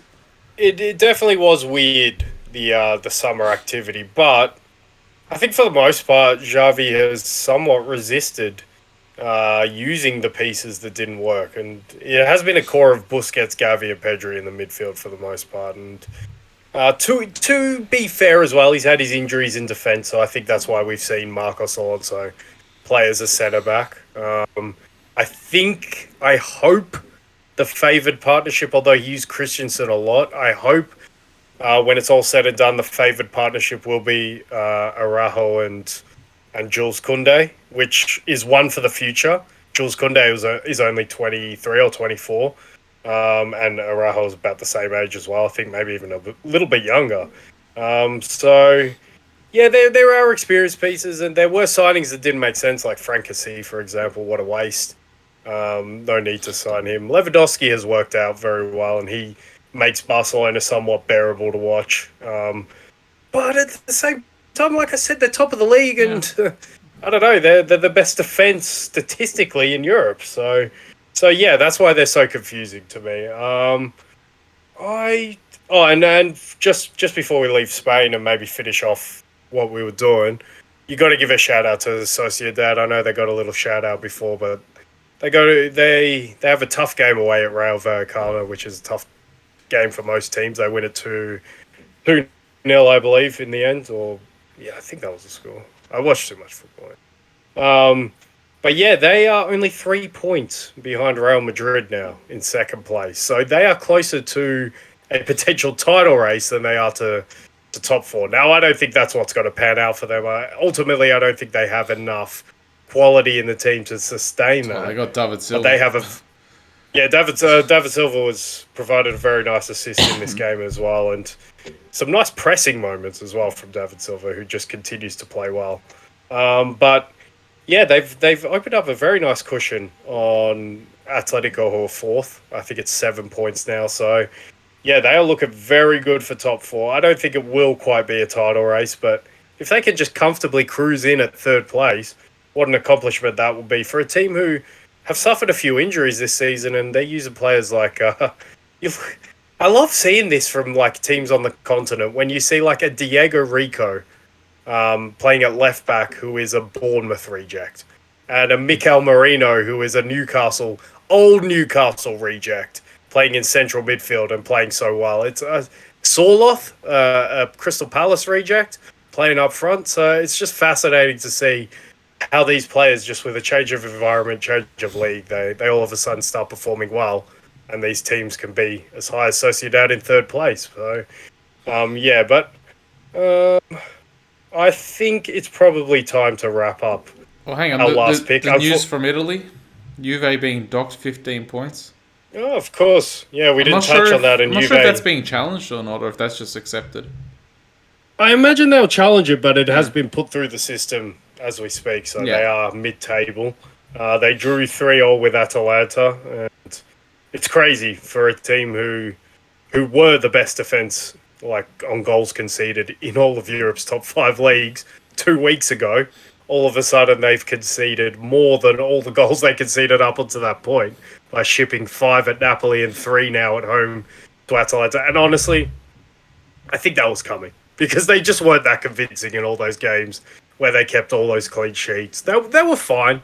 They probably deserved the results in a fair few of them, but not to that point where they kept 8 clean sheets in a row. So, yeah, I just think this is football evening itself out on them.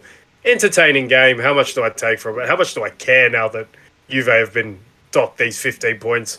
I don't really care that much on the Juve side. I care more on the Atalanta side, and they'll be disappointed because they led this game twice and they weren't able to see it out. But that's what you get with Atalanta. They're all over the shop at the back, so they make very interesting viewing because they have a player in Ademola Lookman who's in great form up front, and they're always willing to go forward, but defensively they leave a lot to be desired. So, I think that's enough to wrap up what happened on the continent, and probably. Are you ready to make your final pick? Yeah, Just so that we don't. I think I'm going to go with Gavi and Pedri for game changes. Gavi. Yeah, game controllers / game changers. I think that's fair. And it's one for the future as well. Yeah, it is one for the. If we were doing one for the future, that would take into account but it's present and future. It is. They are very good already. I think, and I know my boy has been has been targeted this season, but I'm going to go Theo Hernandez and Rafael Leao. I love that partnership down the left-hand side. I do like that as well, but yeah, I just think that there's more influence in the middle of the pitch than on the wings. Yeah, fair. There's probably more game-breaking ability on the wings, though. But Pedri can break a game through the middle as well, and Gavi somewhat. So I'm not going to argue your pick, but just for me personally, I want it on the record. I would have gone for Liao and Theo as my next partnership. Well, it's a good thing we didn't give you sixth choice. Yeah, exactly. Did you? All right. Do you want to leave this for? Do you want to leave it there, or do you want to finish off with one last segment? It depends what the segment is. Okay, so the Napoli game. Not much to talk about from the game, and this again goes into me thinking of different things while I watch these games. But I know in the lead up, I listened to a few podcasts about Serie A, and one of them I can't remember. I think it might have been the one with Nicky Bandini. I love listening to Nicky Bandini. But her and I can't remember what the name of her guest was, but they were going on about Victor Osimhen, and rightly so. Victor Osimhen is fantastic. But I drew the line in terms of present day when I think Nikki said she would have taken Victor Osimhen over Harry Kane right now. And I'm just like, all right, if we're talking about the future, fine. But if we're talking about right now, I'm sorry. I draw the line there. I'm still taking Harry Kane over Victor Osimhen. I think he's just a little bit more polished. He's added a few more strings to his bow in recent seasons. And I just think he's right now at a higher level than Victor Osimhen in terms of how much he can contribute to a team. His problem is he plays for Tottenham. But I just... And that got me thinking, like, all right, I'm sure you've heard of the term in NBA, franchise players. So, like, guys to start... Basically, the premise is guys to start your whole team around if you were starting from scratch. So let's just say all players were put into a draft, and for some reason, the club that you're in charge of, whether you be the manager or the director of football, whoever has to make the decisions, whatever club you're in charge of, you have first pick for a draft of players, and this is the player you want to pretty much build your whole team around, or the first player you want to pick to put in your starting 11, and probably not only build your team around for like one season or one game, but for the future as well. And it got me thinking to like, what order would that list go in? Like, who would be what would be the order of the list of players you would pick under those premises? I'm not sure if you want to do that segment now, or if you want time to think about it, or I'm happy to go now, or as long as we make it relatively. Are we only doing an 11, or are we doing like 5 players? No, not 11. It's just in order of like, all right, like a draft again. So you take first pick, for example. I'll take second pick, and then like keep going. But it's not like if you take the third pick, you're no longer in charge of that first club. Like you're in charge of a club that has third pick. You understand what I'm saying? So you're not trying to build an 11. You're just like, this is the player I want as my first pick, and then we'll build some other that club could like pick up each pick order. Another, it's pretty much theoretically another club getting. Yeah. Okay. Yeah. I think Mbappe would be first. Yeah. Because you said the key word that you said was "and future." Yeah, and I'm really happy that you went Mbappe over Haaland.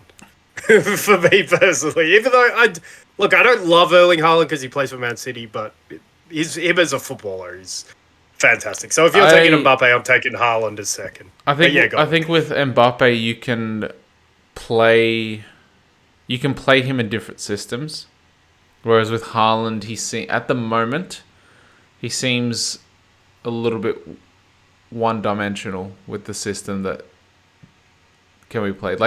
Like Haaland, you need to build the system around him, whereas Mbappe can fit into a system that's already built. If you get. Well, I can add a counter to that though.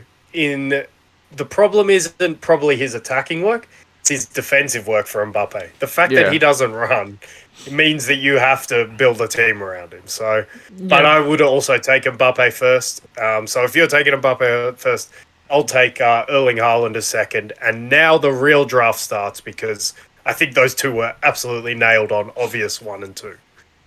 I think Ødegaard. Wow, Martin Ødegaard. This 3. I think I heard Rio say it. If Arsenal in the league, he's winning player of the season. And I think that's a correct assessment. Martin Ødegaard is fantastic, has been fantastic, should I say, this season, and is on his way to being like in the top echelon of players. Mm-hmm. But I always say this when we're talking about Arsenal. I'm sorry, but I still have Bukayo Saka as the best player at Arsenal. So if I have to pick, but even just Yeah. between those two, and like my choice wouldn't have been between those two for the next pick, but even just between those two, it would have been Bukayo Saka. I can see that, but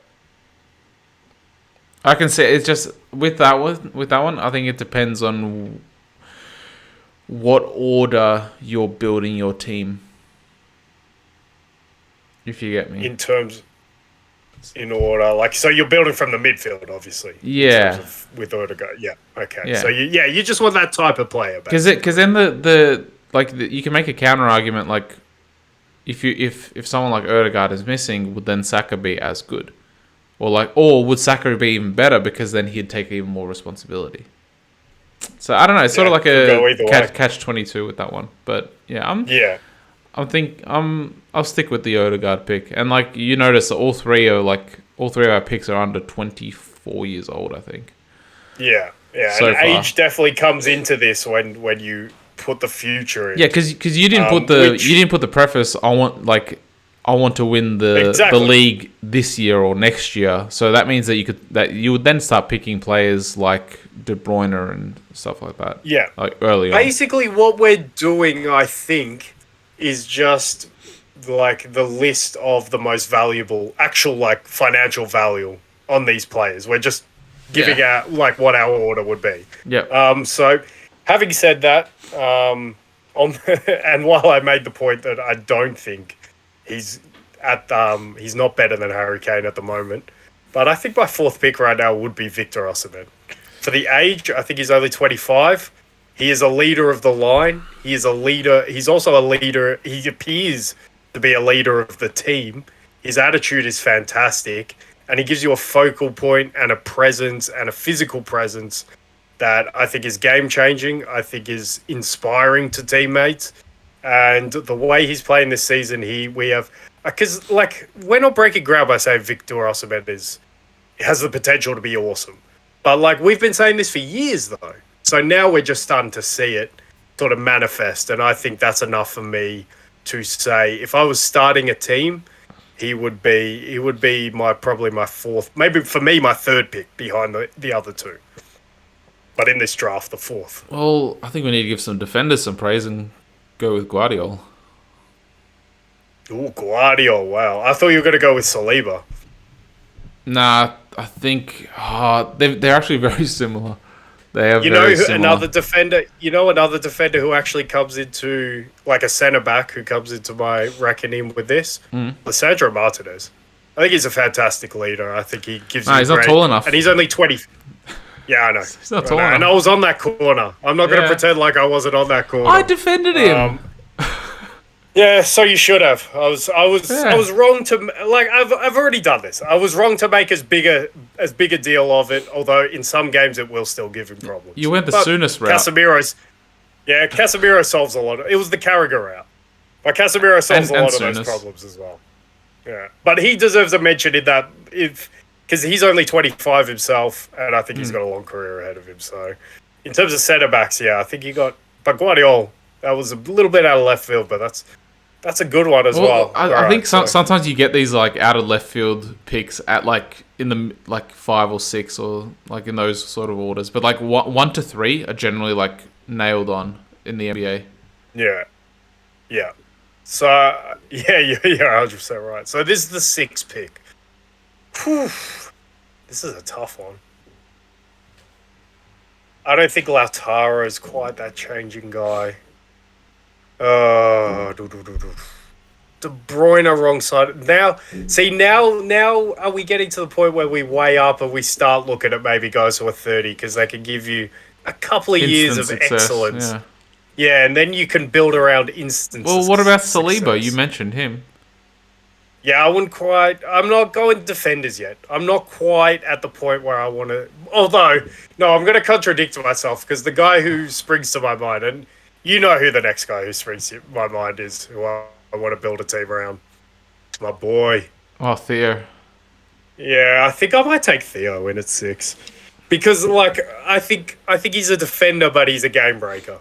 I think like if you put him in a position to succeed, I think he could be game changer, as he's already shown. It's just disappointing that it seems that his defending has regressed in recent months, because one thing I always really loved about him was no matter how good he was going forward, he was good enough defensively to get by. And right now it looks like he's not even that. So hopefully he can get back to that level. But I think I'm going to put him at 6 for the age as well, 25. The leadership, he's already captained Milan when Calabria isn't available. So he's shown himself to be a leader of a really good team. For me, he was player of the season in Italy last season. I know Rafael Leao got it, but I think he was the main driving force for me for Milan winning that title. So I'm going to put him in at 6. Bukayo at 7. Yeah. He could have been earlier, but yeah.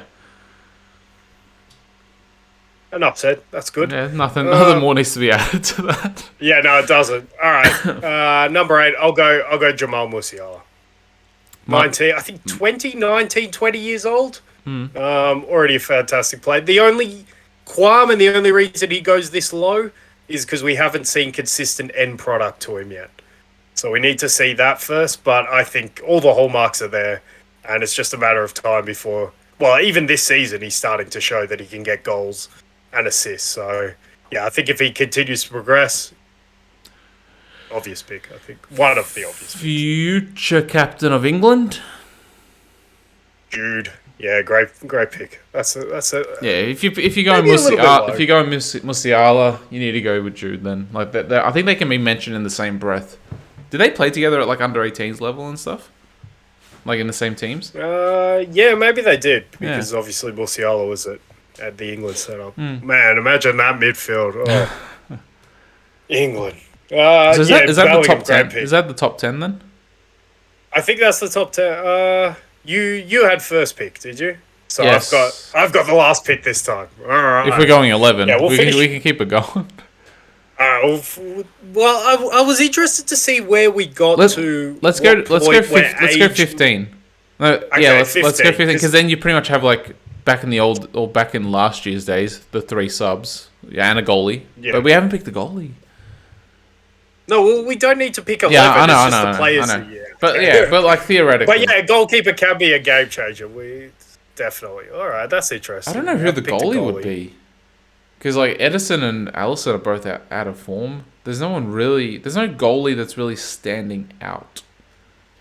Well, there's one who's criminally underrated, but he's a little older, but I think goalkeepers can play for a while. Yeah. Ter Stegen is the one who springs to mind straight away. Yeah. But you don't need to go with the goalie though. Yeah, I don't think I'd pick him just yet either. Am I starting to think of your Harry Kanes and your Kevin De Bruyne's yet?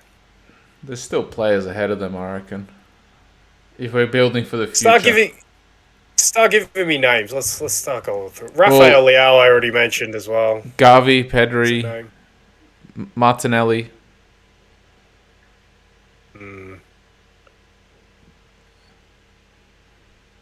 Okay, this is pure... no, it's Pedri. Foden Number 10 is Pedri. As well? Maybe not Foden. Maybe not post-World Cup Foden. Yeah.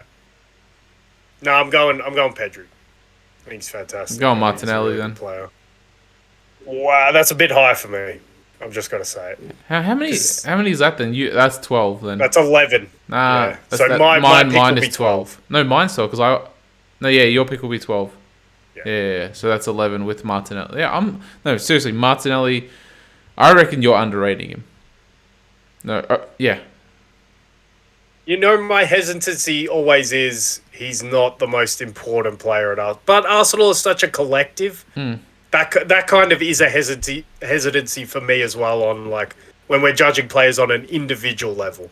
It just sort of holds me back just a little bit, just a tinge. But Martinelli is fantastic. Actually, no, I'm going to change it. Vinny. Yeah, no, good pick. We've left Vinny too late. Because he's still young. He's like 24. How have we left him so late? We left him way too late. In fact, I would have swapped Pedri for Vinny as well. I'm stupid for that one. Yeah. I've lost a pick. I That's one of managed- those ones they're gonna look back at in the coming years and like, why did he pick Pedri over Vinny? It's sort of I like don't reckon they will, 'cause yeah. what team was it that actually got Jordan but then traded him? No, Jordan. I don't know if it was a trade, but Jordan was the third pick. No, but he that was the draft. third pick for someone else, and then he was traded to the Bulls. Yeah, yeah. So someone Yeah, I can't remember what team picked him, but I want to say Raptors, but like, it was one of those teams No, with like a sort of darker color from memory. I think next week on us bumbling through NBA history. Yeah. Alright, so we're up to Vinny. That was 13? We still haven't got to any older guys. I don't think we're going to get up to any older Vinny guys. was 11 because I picked him instead of Martinelli. Oh, Vinny was 11, so I got 12 then. Yeah.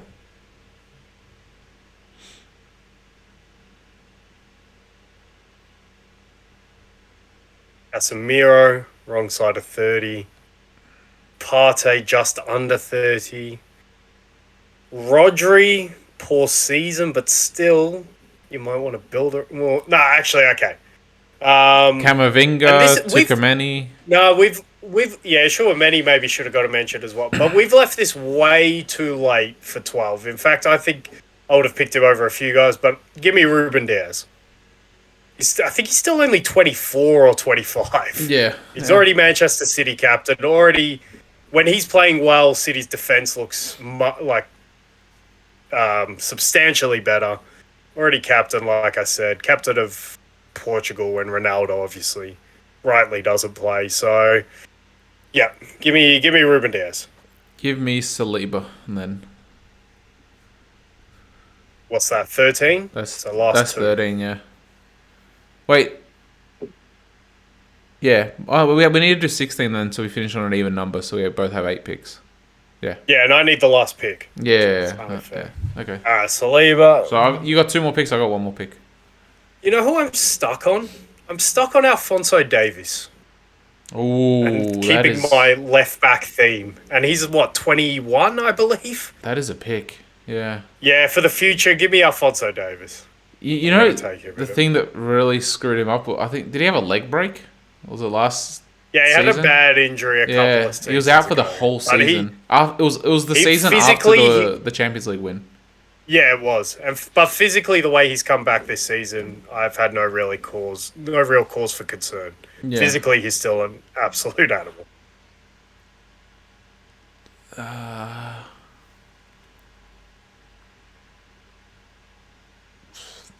Valverde as well. Yeah, Valverde. Yeah. I was thinking that when you said Tchouaméni and Camavinga. I don't know. I'm still leaning hard towards Martinelli. Like I rate Can't him. get off my boy. I rate him so highly. I'm putting him in Martinelli. Especially for the age factor. Ooh. I think he's young. Is he younger than Saka? Or is he the same age? I'm gonna look that up while you think of your last player. Is this the 16th? Yep. Okay. Last pick. Ooh, You've picked God. no defenders so far Gosh. though. Like no centre backs. Keep that in mind. Who hasn't? You haven't picked any. No, I centre-backs. picked Ruben Diaz. Oh yeah, you have. Yeah. You know, I'm alright. I give my defenders love. I definitely give my left backs love. I've got 2 left backs.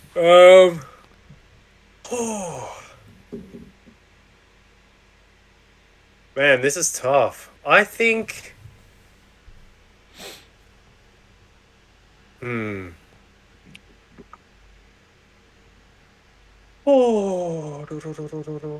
What are the names? Look, I'm all right. I'm stuck between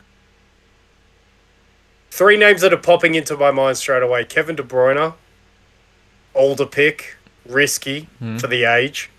Could only get 1 season out of him. Rafael Leao, 24, absolute speed merchant, scary as all hell. And the other one, Lautaro. I'm a little bit stuck Wait, on Lautaro. I think he's only 20. Lautaro Martinez up Martinez. front for. He Yeah, hasn't- 25, I think been out 26. He's been out of form. No. No, who For Inter, he's been very good since the restart. It was just Argentina that killed him. you know who It you was could terrible for you know Argentina. who you Yeah. could get like another 5 seasons out of? Who? My boy Luka Modric. Honestly, you could get another 5 seasons out of him. That's wonderful. All right, I'm gonna use your logic, but I'm gonna hope for the best with Kevin De Bruyne. I just think such a complete midfielder. I know wrong side of 30, but he gives you so much in the here and now. If you could get him in, and then you could build around him, I think it's a viable option. Another honourable mention, if we're going down that route, is obviously Harry Kane, who is great to build around as well. So, yeah, I'm going to give the old guys a bit of love, and I'll just go De Bruyne a fraction over. No, you know what? I'm actually going to go Harry Kane. Ooh, Goals. The goals for me just. he has 15 in the Premier League.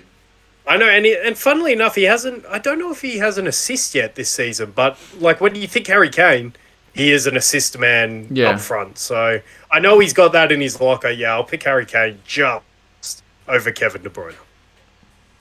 Yeah, I think that's a pretty good 15. I think that pretty much lines up. That probably lines up the next like couple of Ballon d'Or winners. I reckon you're gonna get there's a few in there. Yeah, I reckon there's a few Ballon d'Or winners. Once Messi's gonna get the next one, like that's pretty much a guarantee, regardless of how PSG go. Although maybe it's a little bit too late, because the World Cup was last year, and the Ballon d'Or is going to be handed out at the end of this year.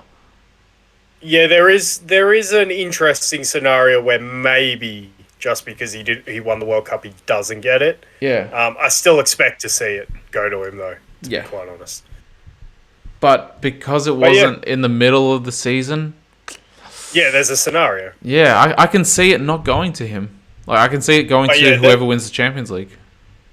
I'd be all right. So last question, I guess, is like, did you have anything to add before we just end this? All right. To wrap a bow on it, so we've picked 16 players there. Over under, you've got say I gave you like $5,000 to bet. The over under is you could bet 3.5 of the players that we've just mentioned will win the Ballon d'Or. So you can either bet on 4 or over, or 3 or under of the players that we've just mentioned will win Ballon d'Ors in coming years. I'm betting over. Over. Because it's been dominated. Like you look at pre Ronaldo and Messi, it was always like there was players that max won it twice. I think Zidane's only won it once. So and there's the interesting question, because if football goes that way, where these players reach that level, and all of these players can sort of like your Bellinghams, your Pedris, Sakas, Odegaards, all of these young players coming through, if they can all challenge for Ballon d'Ors, then yeah, I think you've got to put your money on that. But given the fact how this draft started, and that we had Mbappe number 1 and Haaland number 2, you could have Haaland number 1 and Mbappe number 2. They are definitely the top 2. We could have a scenario where they trade them, much like Messi and Ronaldo. I don't think that happens. I can see Mbappe winning like 3 in a row, for instance. Okay. I can see something like that, and I can see Haaland getting 1, but I can't see them going like just going on a Ronaldo Messi dominance. I can't see that happening. I can see it. I don't know if it's the more preferable, but I could definitely see it, because I think right now they are still like Haaland's 22 and Mbappe's 24, and for us right now they are clearly better than the rest of that talent that we're talking about. So I can see it, but I can also see the other scenario where we get multiple winners as well, because to the point, those other players are so fantastic in their own right as well. I can't see it. And like I said, I can see Mbappe getting 3, maybe 4 by the end of his career, but I can see multiple over the next 15 years. I can see like 4 to 5 of those players like definitely getting Ballon d'Or. But then that all depends on how they go like in their respective leagues, and whether they get a Champions League under their belt as well. Yeah, I hope that it's that scenario because that means those players have taken the leap and now we're talking about them and they're challenging Haaland and Mbappe for that every year. So that would just be fantastic for football, really. And yeah, when we did this draft, I mean, it just makes you realize how bright the future is for football in the coming years. All those Yeah, and we those left. young I reckon we quality left players. a ton of them out as well. We did. We really did, man. Yeah. Like, it's just crazy. Like, to think that these guys, I think I said it on a pod before, but to think, I can't think of a time where we had so many players who were difference makers already at the top club under the age of 24, 25. They're all different. And, like, some of them have even been captains for these big clubs. It's just, because normally, like, when you're 24, 25, you're still maybe playing at an Atalanta or something, and then you're having a good season, and then you're getting your move, and then you're being a difference maker, and then you have to work your way into the big club, and then you're getting a chance to be a difference maker. These guys are all coming through the academies, and they're all playing at like 19, 20 at the biggest clubs in the world, and being the star players of the biggest clubs in the world. It's crazy. Yeah, it's the future's definitely bright so long as their mind stays right and their feet stay healthy, or their legs, whatever. And I think to bring it full circle, the future's definitely bright for the team that you support. Yeah, boy. Yeah, boy. Yeah, boy. But it'll be interesting that the next this weekend coming will be interesting. That will be like a precursor of what's to come. Like it's the only caveat. The only caveat for me is City and Arsenal have to play each other twice. Yeah. So then, if things don't go right there, then it becomes interesting. They could potentially play each other 4 times this season if this ends in a draw, the FA Cup. Yeah. Yeah, for a replay. Yeah. Well, I don't know. I hope that doesn't happen, just because that means that there's fixture congestion. I think that City's squad is a little bit deeper than ours at the current time. Even though we signed Trossard, and now I think Kivior is coming in. He's a defender from Spezia. So, yeah, interesting. Oh, and just really quickly, to wrap it all up, what do you think of the Trossard signing? So we missed out on Mudryk, but we signed Trossard. And we signed him for, I think, max 27 million if like all the add-ons are put on. So I don't know, like he plays a certain amount of games, scores a certain amount of goals, etc. I might. He added he was involved in that third goal as well. Yeah. I was going to say I might actually prefer this signing for Arsenal than Mudryk, even though I think Mudryk has the potential to be a star. This for right now, considering your window is now and you can win the title this season and you're in a very good position. I think this is a signing that I know a lot's been made of the way he left Brighton. I don't know. We never heard anything from Trossard in years before that, so that could just be a weird one.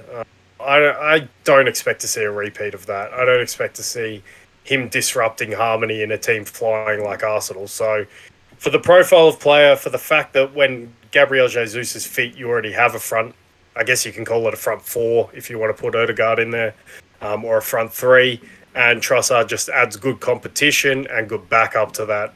I might prefer it for all those reasons. Yeah, and also Europa League. I think Martinelli's played either Martinelli or Saka. Like they've been interchanged for the Europa League games. So like one of them's been rested while the other one plays. Now like they can both get rested and Trossard plays. So like it's a good signing. It's a good pivot. It's considerably cheaper than Mudryk. So yeah, I'd probably give it a B+. Yeah, I think it's a pretty from all those factors. Yeah, I think it's a pretty decent signing, and then it doesn't mean that we've just absolutely broken the bank on one player by spending like 100 mil. So like now we've signed him, we've signed Kivior for a combined total like 45 mil, and that still leaves, if we're going to spend 100 mil on Mudryk, that leaves another like 55, 60 mil for like 2 or 3 other players. So exactly. Oh, and then if we make Champions League, then that means that we should make Champions League football. That means that it leaves, even if you add on this 60 mil to the summer budget, then like that means we can go and get like maybe 2 already made stars or whatever. Like it makes a better summer transfer. You'd expect. Yeah, it could could be good for now. It could be good for the long run. Yeah. So yeah, I think it's a good signing so far, and he was involved in yesterday's goal, provided the assist before the assist. In hockey, that would have counted as an assist if I'm not mistaken. So yeah, so far so good. Caleb, it's been a pleasure. Hopefully our fans and listeners and whatnot and our haters have enjoyed the show. So make sure you like, subscribe, share it with your friends, share it with your cats, whatever. To everyone, thanks for coming, and bye for now.